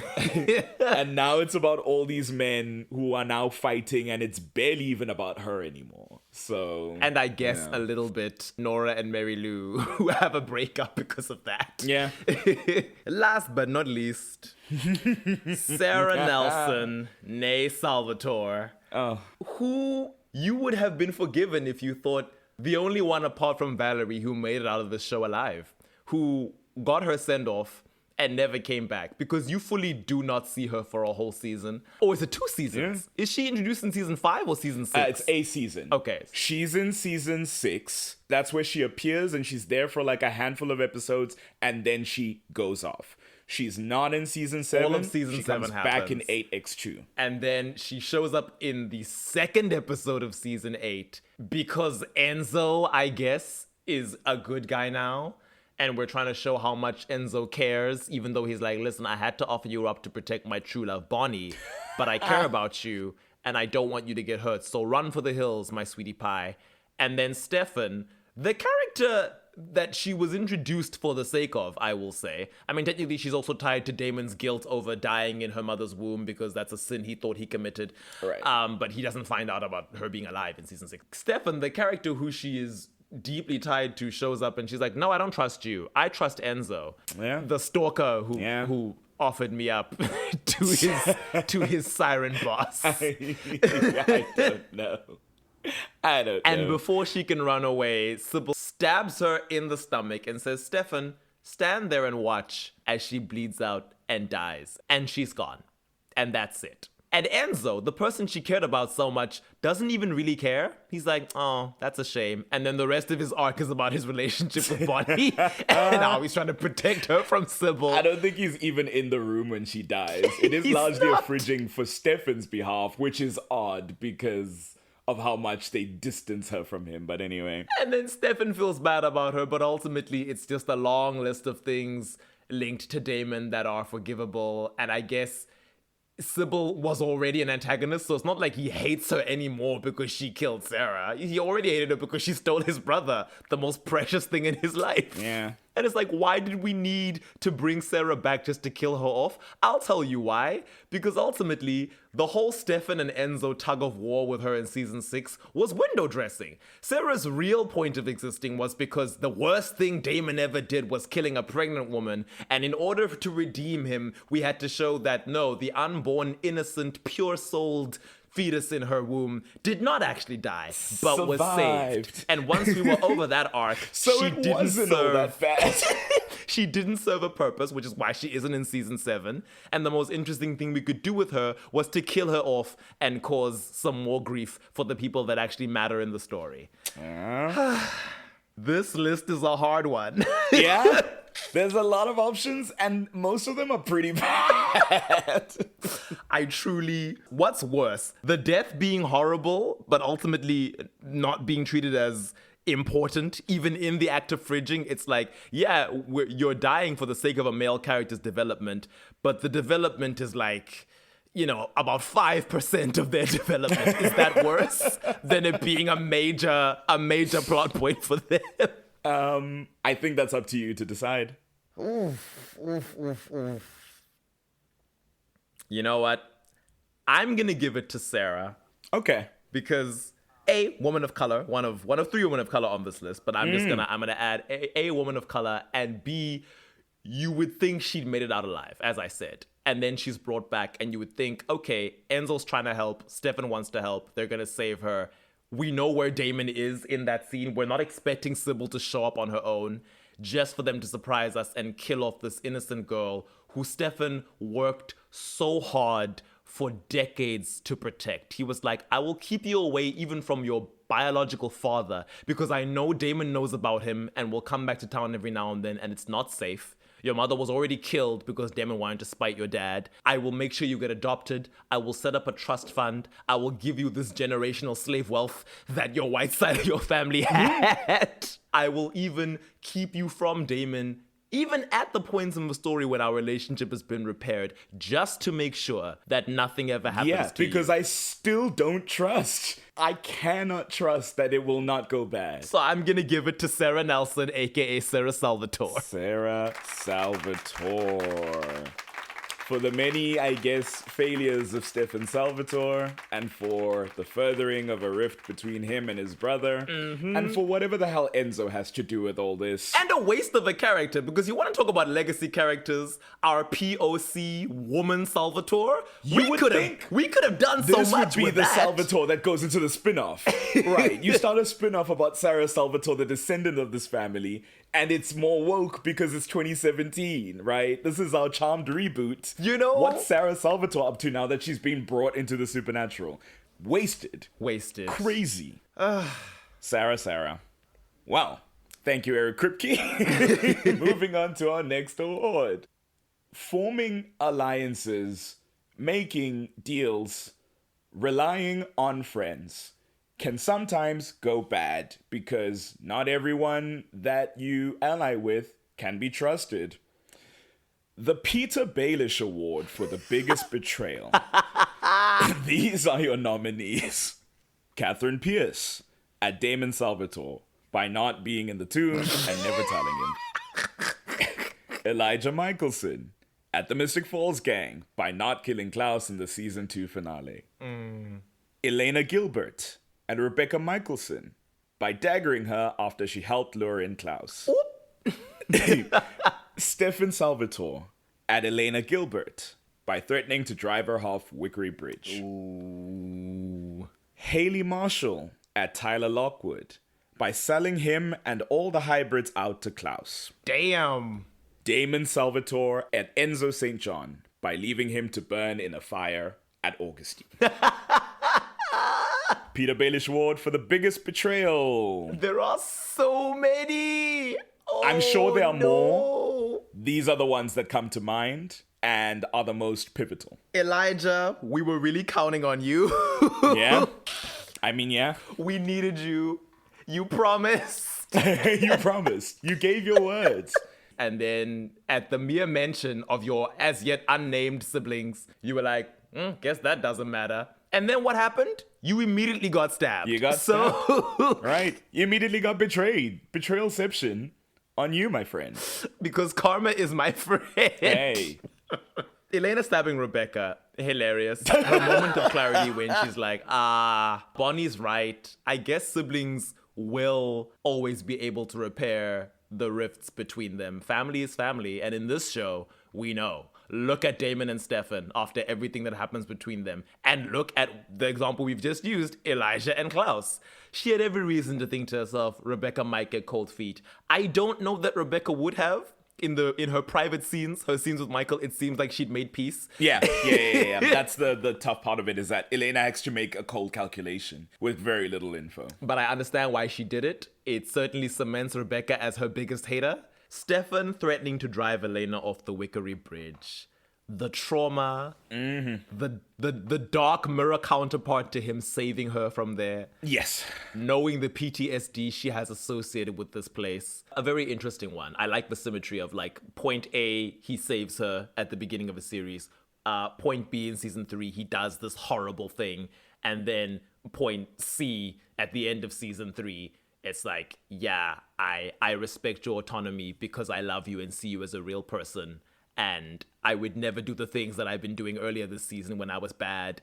I will save Matt because you asked me to.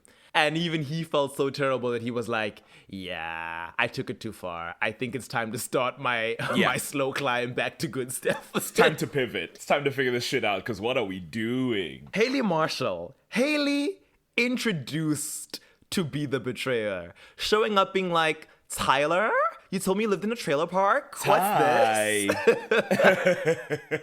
Only to turn around and be like, yeah, Tyler, I've been lying and manipulating you this whole time. I'm an orphan who's looking for her bio family, and Shane has promised to help me. I was never trying to help free the slaves. When push comes to shove, I am looking out for numero uno, but I do care about you.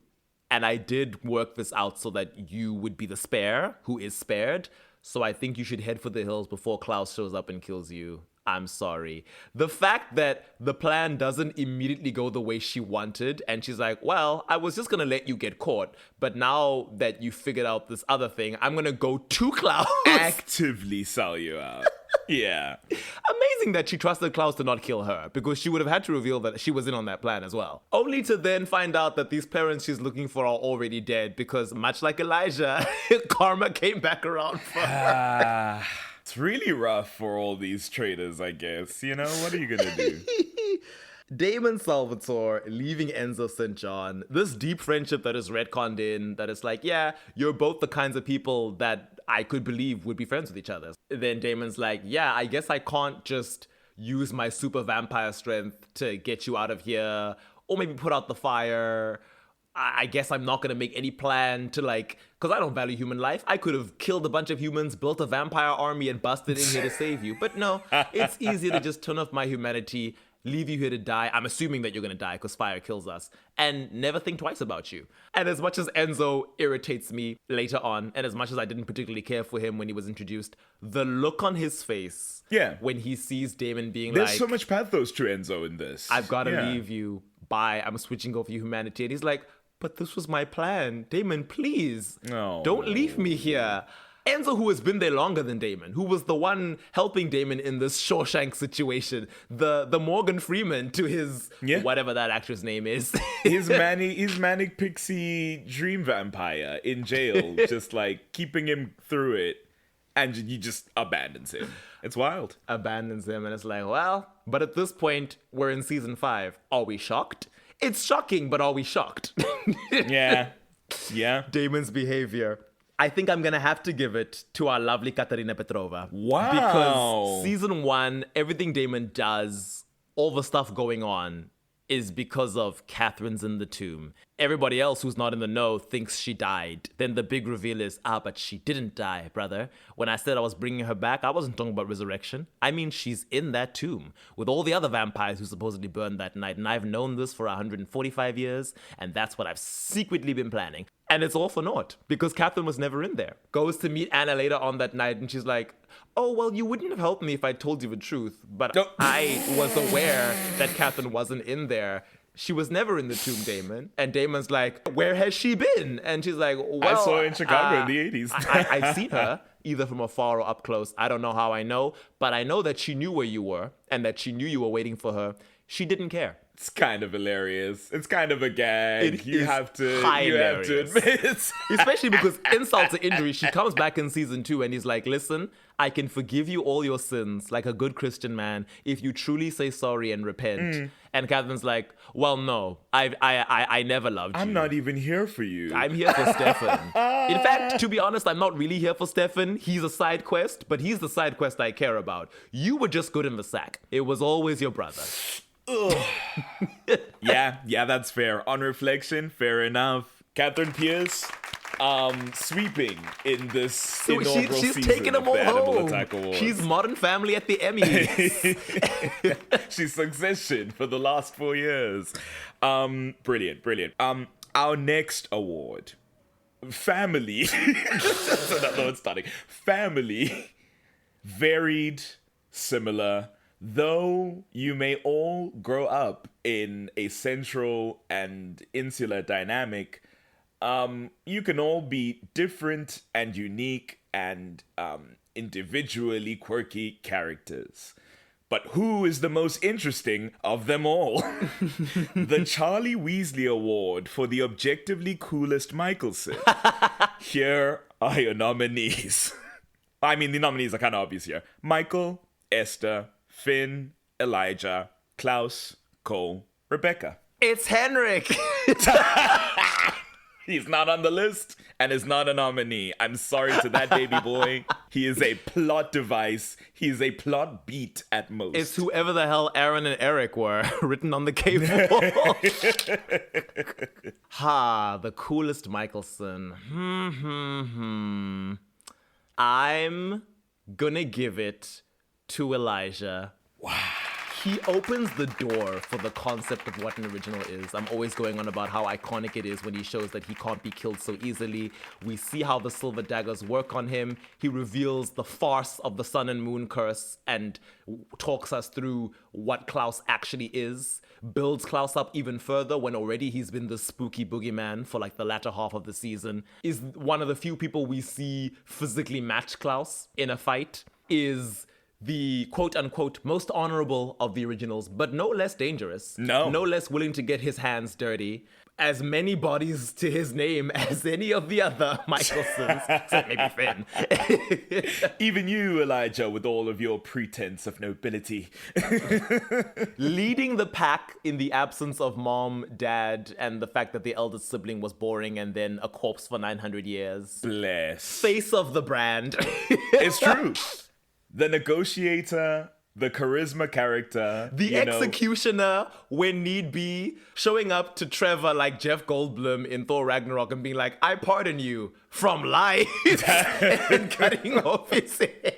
For as much as people go on about Klaus when it comes to the Michelsons, Elijah's the one with the gravitas. Elijah's the one with the aura. Elijah's the one with the suave. He's the one who negotiates the best. He's the one people can actually deal with. Klaus is a loose cannon on a good day. Impossible to deal with because on a bad day, he's a petulant child with the power of a 1,000-year-old vampire. So it's just not something anyone wants to deal with, even though he is entertaining in that sort of behavior. Elijah's the one who's interesting. Elijah's the one who is intriguing to watch, like wheel and deal and try and reason with villains, quote unquote, with the understanding that this is me doing this as the first line of engagement because I choose to, and because I think it'll save all of us time. But if you cross me, I will turn to violence. I'm the fairest of them all until you cross me. Until you cross me. And for all Rebecca and Klaus's talk of, oh, we're better than them, and we're nobility and blue bloods, and we're the cream of the crop, I'm like, sweetie, y'all don't act like it.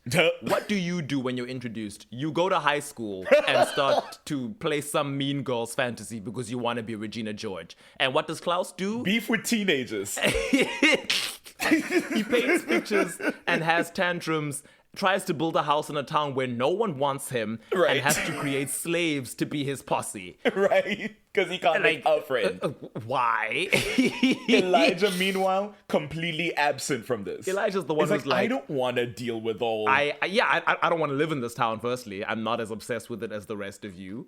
I am regal. I can have that tranquil fury that really frightens people. I'm the only one who was smart enough to be suspicious of our mother when she said, I want a truce. Right. We're all family now. Rebecca right, and Klaus ate that nonsense up. Cole, he's stupid. I don't blame him.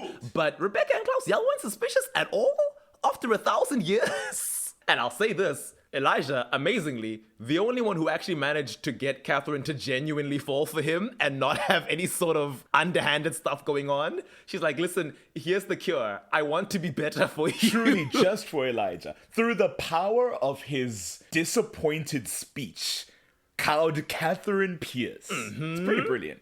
Yeah, that's fair. Elijah Michelson takes it.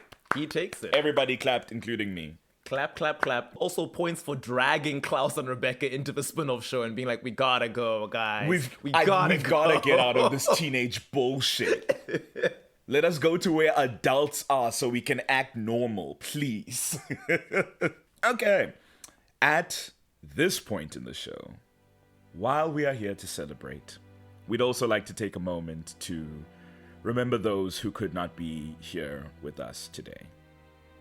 In memoriam. Oh gosh. William Tanner. Everyone stand in the expression triangle. Everyone's coming Zach back. Salvatore. Oh, Uncle Logan Zach. Fell. Vicky Donovan. Start listing every single person who's died in the Vampire Diaries.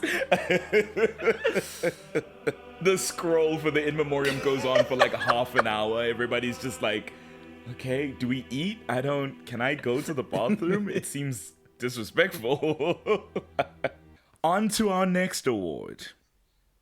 Again, citing the long-running nature of the 22-episode era of television, sometimes, especially towards later parts of a story, the lore can become a bit interesting.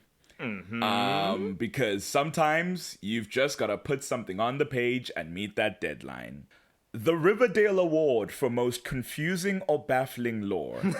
Here are your nominees. When a werewolf is harmed by silver, it heals. Opening one. What exactly is the source and price of dark magic? The way the sire bond works. What were the Hunters of the Five made for? Billie Eilish. The way the cure for vampirism works.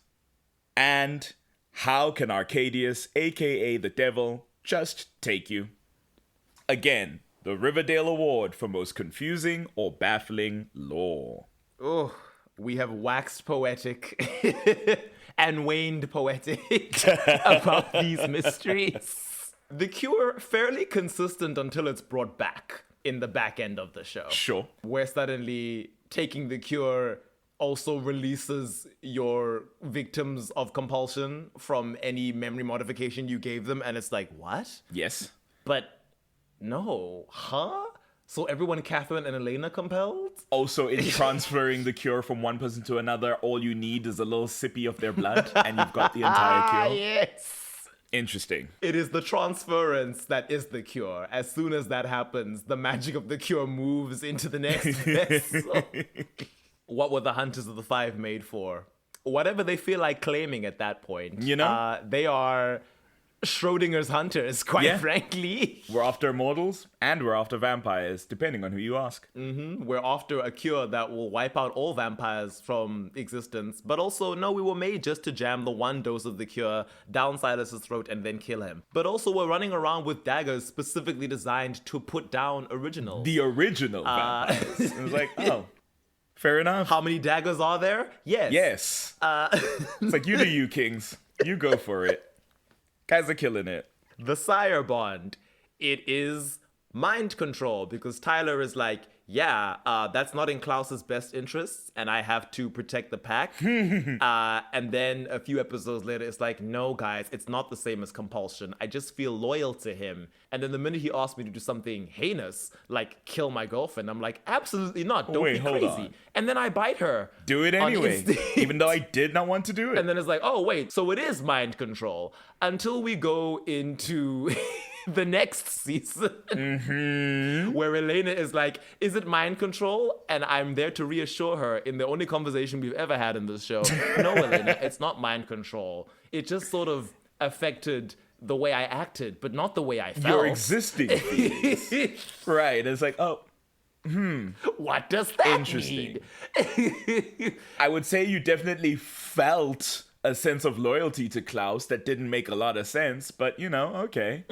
I guess you hated him the whole time. And even though loyalty and subservience and guilt and all these other things are emotions, they can't just be turned off the way love can and free you from the bonds of the sire nonsense the way Elena freed herself when she switched over humanity. No, I have to break every bone in my body and deprogram myself in order to be free. Jesus. But also, the bond can be broken if the sire in question tells the progeny to just get over them and move on. And that's how Charlotte was able to get on with her life. Yeah. Completely contingent on whether your sire is willing and cares to do that. Seems bad. The source and price of dark magic? I don't know, black, veiny, shadowy stuff. You know? This magic comes from dark places, but not the same dark place as expression. That's a different state with a similar name. Right. It's Odessa, Texas, and Odessa, Ukraine. You know? It really depends on what region you're working from. But I'm gonna give it to the shock of no one. When a werewolf is harmed by silver, it heals, because this is a crutch phrase that is repeated across 2 shows over and over again to explain the mechanics of Klaus's loophole immunity to the silver daggers, but that they refuse to delve into. Even in the spin-off show where werewolf lore is fleshed out more, they're like, no, that's all you're getting. I said what I said. What does it mean? What does it mean? It's insane. And it is truly the first and most defining piece of, like, what the hell is that lore world building? So well done to when a werewolf is harmed by silver, it heals. The cast of Riverdale themselves is flying in to hand in the award. We'll meet you out back for photos. They will never be free. Best of luck to them. For our next award, in a show that is so very marked by its most exciting, if not always lasting, villains, there are some who simply don't make the cut. The Carmilla Castlevania Award for Biggest Flop Villain. Here are your nominees. Not like this! Gonna make some enemies with that one, but here I am, I'm standing by it. Atticus Shane. You thought you ate, Atticus. You thought you ate, but you didn't, my love. You tried, though. Dr. Wes Maxfield. Marcos of the Travelers. That's his surname. Enzo St. John, specifically in season 6. Julian, the vampire, not the traveler. And finally, Sybil and Celine. Oh, my babies! Sybil and Celine. And I must clarify for Sybil and Celine, who we agree are exciting because of how camp they are. But when you really sit and think about season 8, what do they do? What do they do? Quickly. Just a bunch of psychological torment, I guess. There to cycle us through old plot points like, oh, Stefan and his tortured soul. Oh, Damon and he's so bad, but he wants to be good. And I guess killing Sarah. But what is their goal? What do they want? I guess to give souls to Cade. And then, Sybil just wants to do her job. Celine is trying to negotiate a severance package. Right. For herself. She's like, I'd like to sister. resign, and she's been told no. And now she's trying to go through the CCMA, I guess, to figure that process out. And then, and then Sybil finds out what she's up to and is like, oh, that's great. I'll take that deal for myself, but I'm cutting you out. I'm going to give them these 2 boys I've picked up. And Damon's like, no, actually, give her me and my brother. I don't really care for Enzo anymore. And she's like, cool, fine, whoever.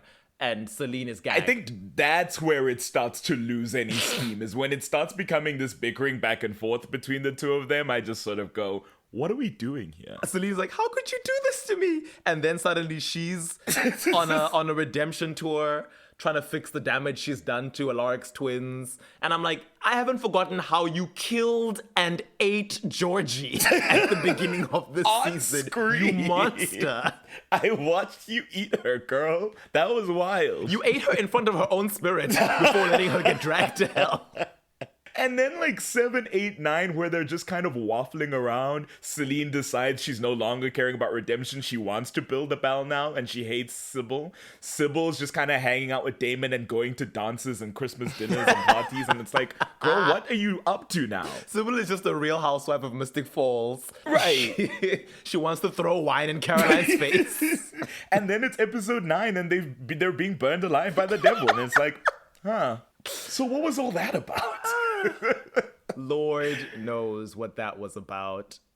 Sybil, you were insane. Entertaining, insane.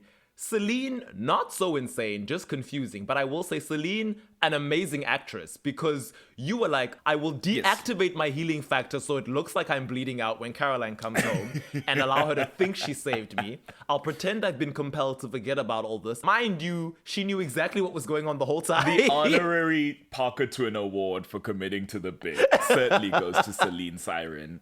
Very impressive work. The rest of you, I can say nothing in defense of.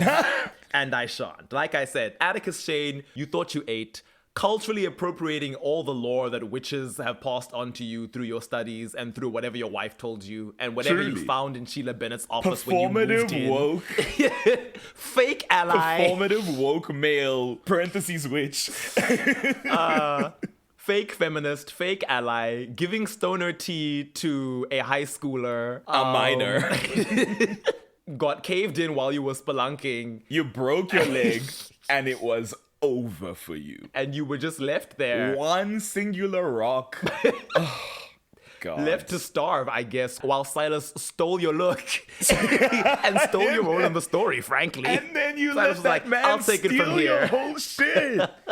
God. He was like, I can manipulate Bonnie on my own now because I'm free. I don't really need you anymore. And Dr. West, I can't even roast him because I can't remember what little it is he did do. Dr. West, what did you do? You made Damon and Enzo cry, I guess. I guess. You made the stupid Ripper virus that I don't care about. Yeah, you gave Catherine the vehicle to give a final middle finger to Elena, I suppose. Right. A middle finger that lasted one episode. You were smaller than the whole, I don't know, what's the opposite of the sky?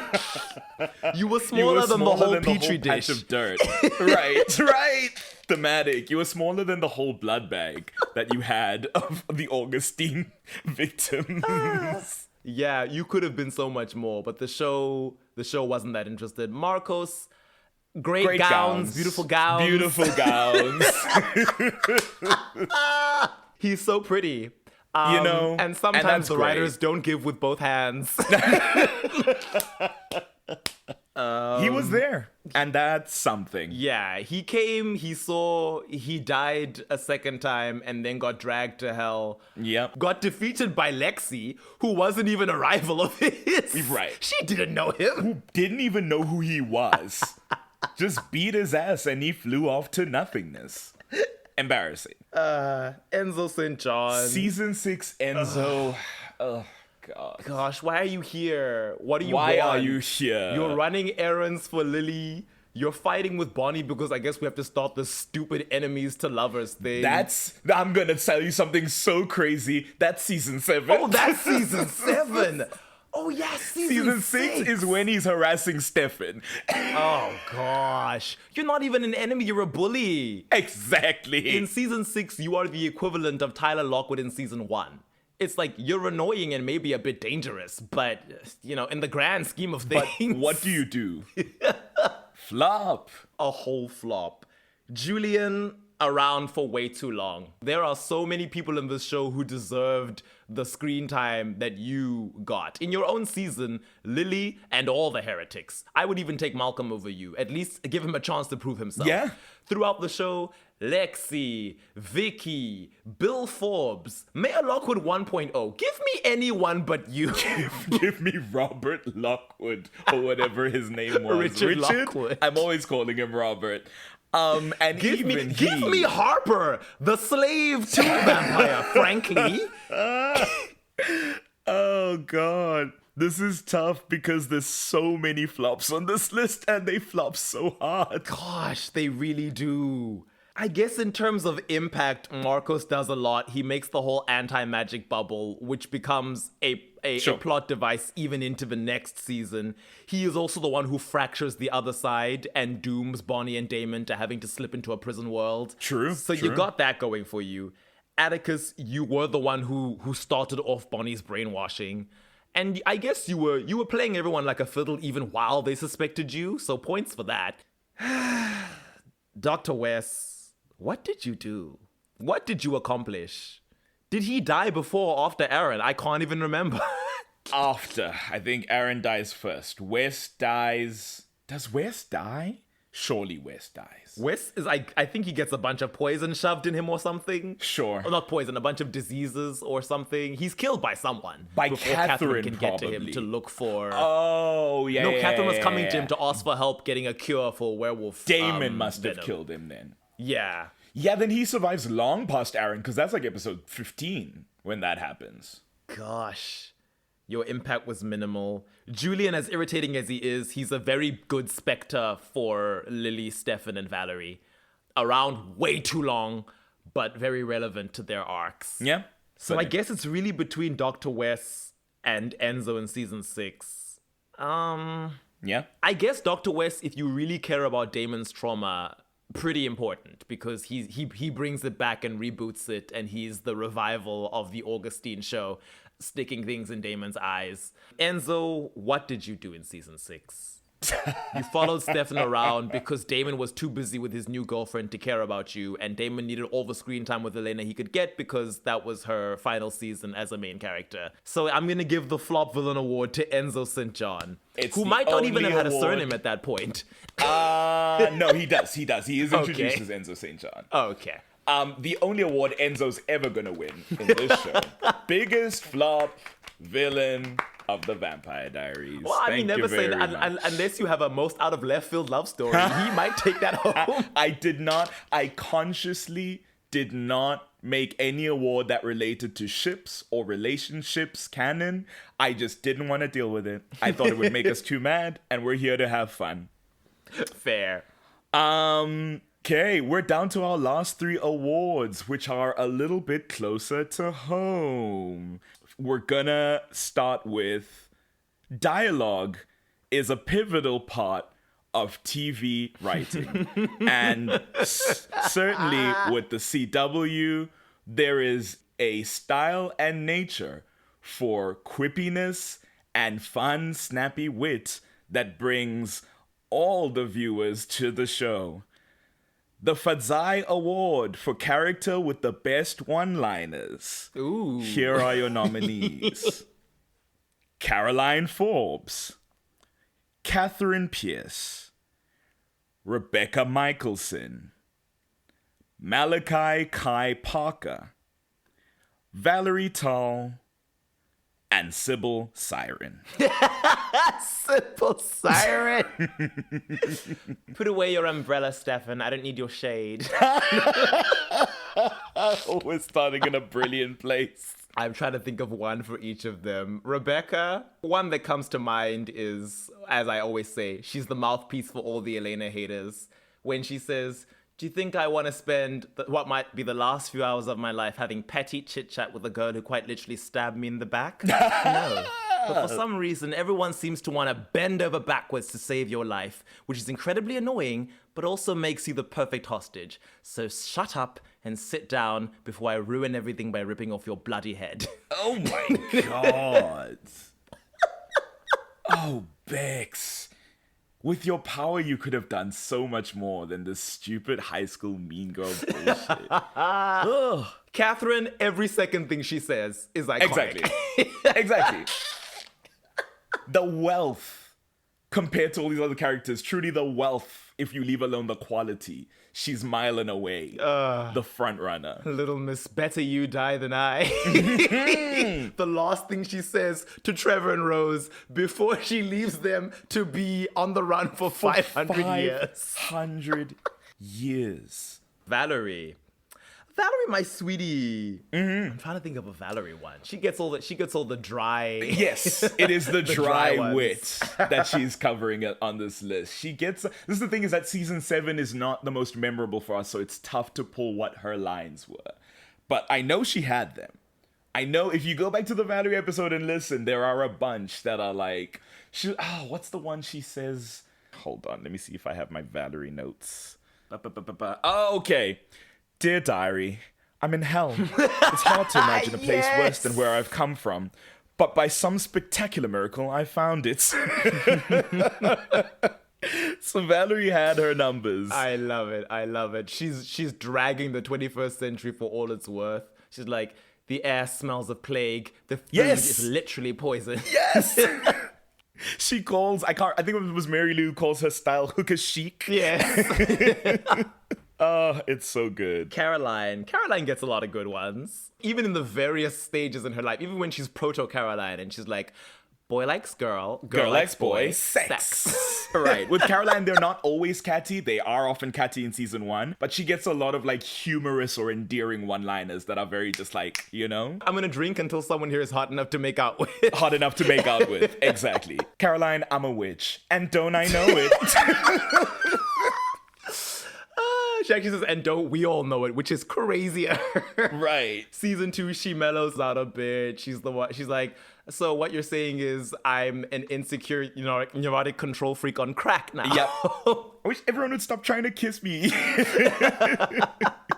Malachi Parker. Kai says insane things all the time. Much like Catherine, it'd be hard to narrow them down, and he's having the time of his life. Describing murdering his siblings with such glee and being like, oh yeah, my little brother fought me so hard as I was drowning him. And I was like, you ungrateful little, I saved you for last. I saved you for last. Like, he should have been happy about that. And be like, oh no, my twin sister was my favorite, so I just cut out her spleen. And when Damon and Bonnie look horrified, he's like, what? You can live without a spleen? Like... Come on, God. He's like, yeah, since the merge, I've been feeling a little weird. I could deal with the gay thing, but... I am gonna give it to... La la la la la la la la. This is difficult. It's tough. A lot of witty characters. Hard.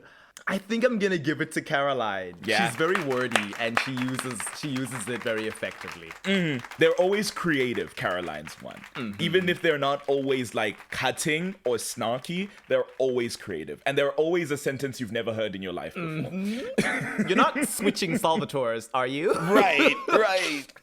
Brilliant. Well done, Caroline Forbes. Second win for her this night. Okay. Our penultimate award, our second last. Writing is an interesting skill. And sometimes in writing, in crafting a moment that you intend to have a certain emotional impact with your readers or watchers, it may skew the other way in a way that you didn't expect. The Sandile Award for unintentionally funniest moment, parentheses, action or drama. The nominees are Rose slapping Elena across the room after warning her to be quiet. Klaus Michelson putting on an American accent, both times. Sorry, I just need to borrow your phone. My car broke down a few miles back. Attention, seniors. You have been busted. Senior prank night. Vicky Donovan lighting one up to blow up a car with Elena in it. An icon, actually. Truly. Enzo St. John removing himself from Stefan's hand clasped on his heart. One of the most interesting suicide I've seen. Damon Salvatore digging up Reina Cruz after learning she has a finite number of lives. And Arcadius burning the sirens alive at a diner while sipping milkshake. Ooh. Once again, unintentionally funniest moment, action or drama. The Enzo thing is so stupid too. It's pretty stupid. Because then it becomes this whole thing of he desperately wants to be resurrected. His resurrection is cost from Bonnie's hit points as well. It's like, you didn't need to do this. You did this. Holding up your lighter going, shall we burn, you and I? No one asked you to go all Shakespeare about this. That was a choice. Wild. I'm gonna say... maybe this is wild. Maybe it's not that wild. I'm gonna give it to Arcadius. Yeah? Burning up the sirens. Because in a show that often juggles its villains very clumsily and will suddenly segue into a new big bad or a final boss for that level or whatever. The way the sirens are removed from the story so abruptly because Cade just shows up and literally fires them because the writers are done with them. It's just hilarious. We have nothing more to explore with you guys. It's time to go. And there's not a single ounce of the story concerned with going, and where did they end up? And how did their story resolve? How do their motivations, nothing. Just sent back to hell, I guess, for all their machinations and backstabbing and whatever. I was like, no, Wild. The story was done with you, and so was Cage. Oh, God. Well done to Arcadius. First win, second win. First win. He did not win in the other nominations, but multiple nominations. Still very impressive. Mm-hmm. And the moment you've all been waiting for, the reason the night exists. We like to take this moment to really bring it home and come back to what it's all about, the true spirit of the podcast. In a show where the supernatural abounds, but in a way that's only known by a select group of people who are the focus of that story, there must be efforts made to protect the innocence and the spirit of the very human town that exists beyond that circle. Presenting the Animal Attack Award for Most Insane Cover-Up. Season 1. A series of animal attacks covering up Damon's murders. Also Season 1. Compelling Jeremy to believe, and presumably telling everyone, that Vicky had left town instead of dying. Season 2. Texting from Mason's phone that he has gone back to Florida after Damon had brutally killed him. Mm-hmm. Season 4. Carol supposedly drowning in a fountain, assumed drunk after Klaus had strangled her and drowned her. So disrespectful. Season 5. Bonnie being on extended summer vacation with family after she died. Season 6. Whatever they told the normies who survived Rick and Joe's wedding. Oh, yeah, because it wasn't just Gemini people there. Although, dude, does Rick have any friends? I guess Joe would have had colleagues from work. Perhaps. Even though they didn't throw her a bachelorette party. The only evidence that I have that there were other people at that party is that the officiant was a stranger.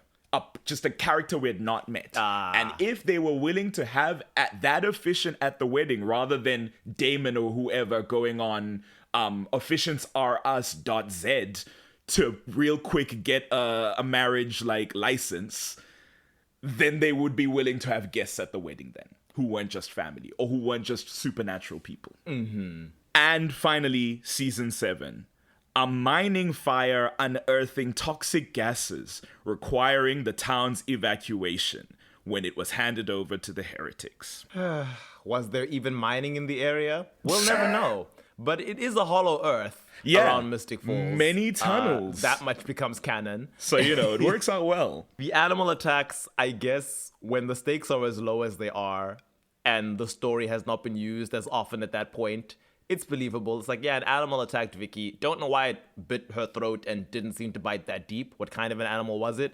Didn't eat any flesh. Seems to suck out most of her blood. It's like, what kind of animal operates like this? A giant vampire bat, I guess.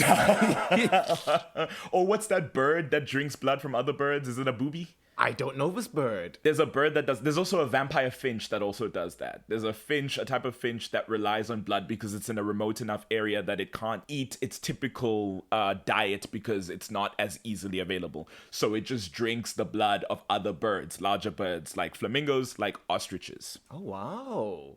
Interesting. I did not even know that they were real blood-drinking birds. I guess that's where all those myths come from. Oh, yeah. The Strix and blood is a very nutrient-rich meal is the thing. Compelling Jeremy to believe and telling everyone that Vicky had just left town. I'm like, I guess a lie is easily absorbed if everyone wants to believe it. If they're thinking, oh, that problem child, that mess, she left and we're glad to see the back of her and her trashy mom. Matt's the quarterback. He's good for morale and for the school image, so it's fine. He can stay. Mason, who I guess was a free spirit who wasn't often home anyway, he tells, when he sees Tyler in season 2, he's like, oh my gosh, in my mind, you're like 12 years old. And Tyler's like, that's 2 years older than the last time you saw me. Meaning he has not been there since Tyler was 10 and Tyler is now 17. 7 years. So yeah. Carol The Carol one, rude. Everyone knows that she's a heavy drinker, but I'm like, you know what? She was running this town. She ran a tight ship. It's not like documents were going missing. Right. And, the municipality was falling apart. And taxes weren't going where they needed to be. So for everyone to just be like, yeah, I guess her drunk ass tripped and drowned makes sense. I'm like, guys, It'd be really? your own town that you took care of. After everything she's that done. you did cover-ups for. And Tyler must sit there at your memorial service listening to people be like, yeah, it's a pity that she drowned. And knowing that the subtext is that she got drunk and fell in a fountain because of her own inability to hold her liquor and drowned. And it's like, no, she was murdered by the villain in this town. Horrible, horrible. She deserved better. Bonnie, yeah, your friends are idiots. That's the unfortunate truth. The fact that your friends are idiots. Your dad sometimes sucks unless the story decides to make him competent. Negligent. Wildly negligent to be like, yeah, I guess she's, 3 months away and I'm not going to make any efforts to like call her up or really follow up on that, to check in on progress. Truly, I'm going to, when asked by her friend, what's the score? I'm going to tell him, hey, if you speak to my daughter, let her know I say hi. It's like, okay. And Thanks. Rudy, I'm like, Rudy, Thanks, my guy. you don't even have the millennial excuse of being like, I don't like calling. Just text. I don't want to call. Right. And to think that, yeah, Bonnie's just having the time of her life overseas with her mom and not be like, yeah, but her relationship with her mother was pretty strained and complicated. Maybe I should just call her just to check in and see how she's doing. Just to check in if things are going well. Everything's right. okay. It's like, no, Elena's too busy being in love. Caroline is planning for college. Tyler, I guess, is planning to kill Klaus. Stefan's too busy drowning. Stefan is drowning. Right. Damon doesn't care, and Matt is actually overseas. I don't know why Matt wasn't like, "Hey, do you want to meet up? Tell me what country you're in. I'm touring with Rebecca right now." Yeah, what if you're doing a Euro trip like I am? Let's hang out. Damn, we'll meet in Prague. God, and then to later find out that even with her mom, she's been phone tricking. She's been telling the mom that she's with the dad on summer, and it's like, wow. This is crazy. Crazy, especially because, as I've said, we know her parents must have their own line of communication between themselves because Rudy is able to summon Abby to town when he needs her during the expression arc. Mm-hmm. Just one call between them would have solved all of this, but, alas. I'm mining fire, unearth toxic gases. I'm like, you know what? If you've been willing to believe the rest of the ridiculous stuff you've believed, why not? It was Why either not? that or a bunch of animals are now loose in the woods and we all need to leave. A pack of animals have emerged. Some megafauna from prehistoric times. This is an incredible discovery, but we are no longer safe in this town. And honestly, the Joe wedding one is only interesting to me in that they never say. And you just have to presume, yes, okay, they compelled anyone who survived, but what was that? What do you tell them about this completely wrecked wedding venue? A bomb exploded? A bomb I don't know. exploded. And one of the people who died, it was like, I went to my colleague's, like, my professor colleague's wedding, and something happened that, like, I was all messed up. Blunt force trauma to my entire body at a wedding. How do you explain that? And they don't even know Joe is dead because during season 7, it's revealed that no, they've just lied about where she is. And once she's Professor Lobster's resurrected, on sabbatical. one of her students is like, "Oh, you're back. Oh, goody. Dr. Lachlan, how have you been?" Honorary mention for cover-ups because that's crazy. How long would she have been on sabbatical? Wild. Forever, I guess. I guess. Indefinite. I'll give an honorary mention to Elena being like, I'm going to burn my house to the ground and say there was a fire and Jeremy got caught in the middle of it and died. Yeah. Yeah. Yeah, fair enough. Oof. A show of cover-ups. I love it. And then whatever lie they must have told to be like, actually, Jeremy's alive and he faked his death. Yep. Did he steal a cadaver from the local morgue? This is crazy. What? Now I guess Jeremy's a firebug? Jesus. I'm going to have to give it to Bonnie's extended summer vacation because how did that lie work? Yeah. It's pretty insane. There were too many people who needed to be lied to and not ask any questions and not need to hear her voice or play Find My Phone. Right. 12 people had to decide I'm okay with not getting any update beyond this email that comes in every other week on what my best friend is up to or my daughter is up to. Or catch Jeremy with her phone in his pocket. Right. That makes sense. Phone trick summer vacation, Bonnie cover up. You take the cake. You take the Animal Attack Award. Well done. Carol Lockwood herself rises from the grave to hand this over to Bonnie, who also is rising from the grave. And on that note, we come to the end of our ceremony. We would like to extend our thanks to our entire council, Fadzai, for dealing with these nominations and deliberations with the professional tact and visionary decision-making skills that he did. Round of applause for Fadzai, everyone. Woo! Thank you. And a round of applause to you for putting together this amazing ceremony. Join us next time for our Razzie Awards, where all the worst. We'll be honoring things Our like Rasmus. least impact villain, most nonsensical ship, weakest season arc, Least iconic protagonist. most insane line of dialogue, Death I didn't care about. worst exposition. You know who's taking on that one? I'm your brother and gay, Ow. so you're the least attractive person in the world to me. Oh no, how didn't that make it? Oof, oof. Oh my goodness. But from all of us here at the Animal Attack Awards, coming to you live from Cincinnati, Ohio. We'll see you in the stars. Thank you for joining us, and good night. Good night.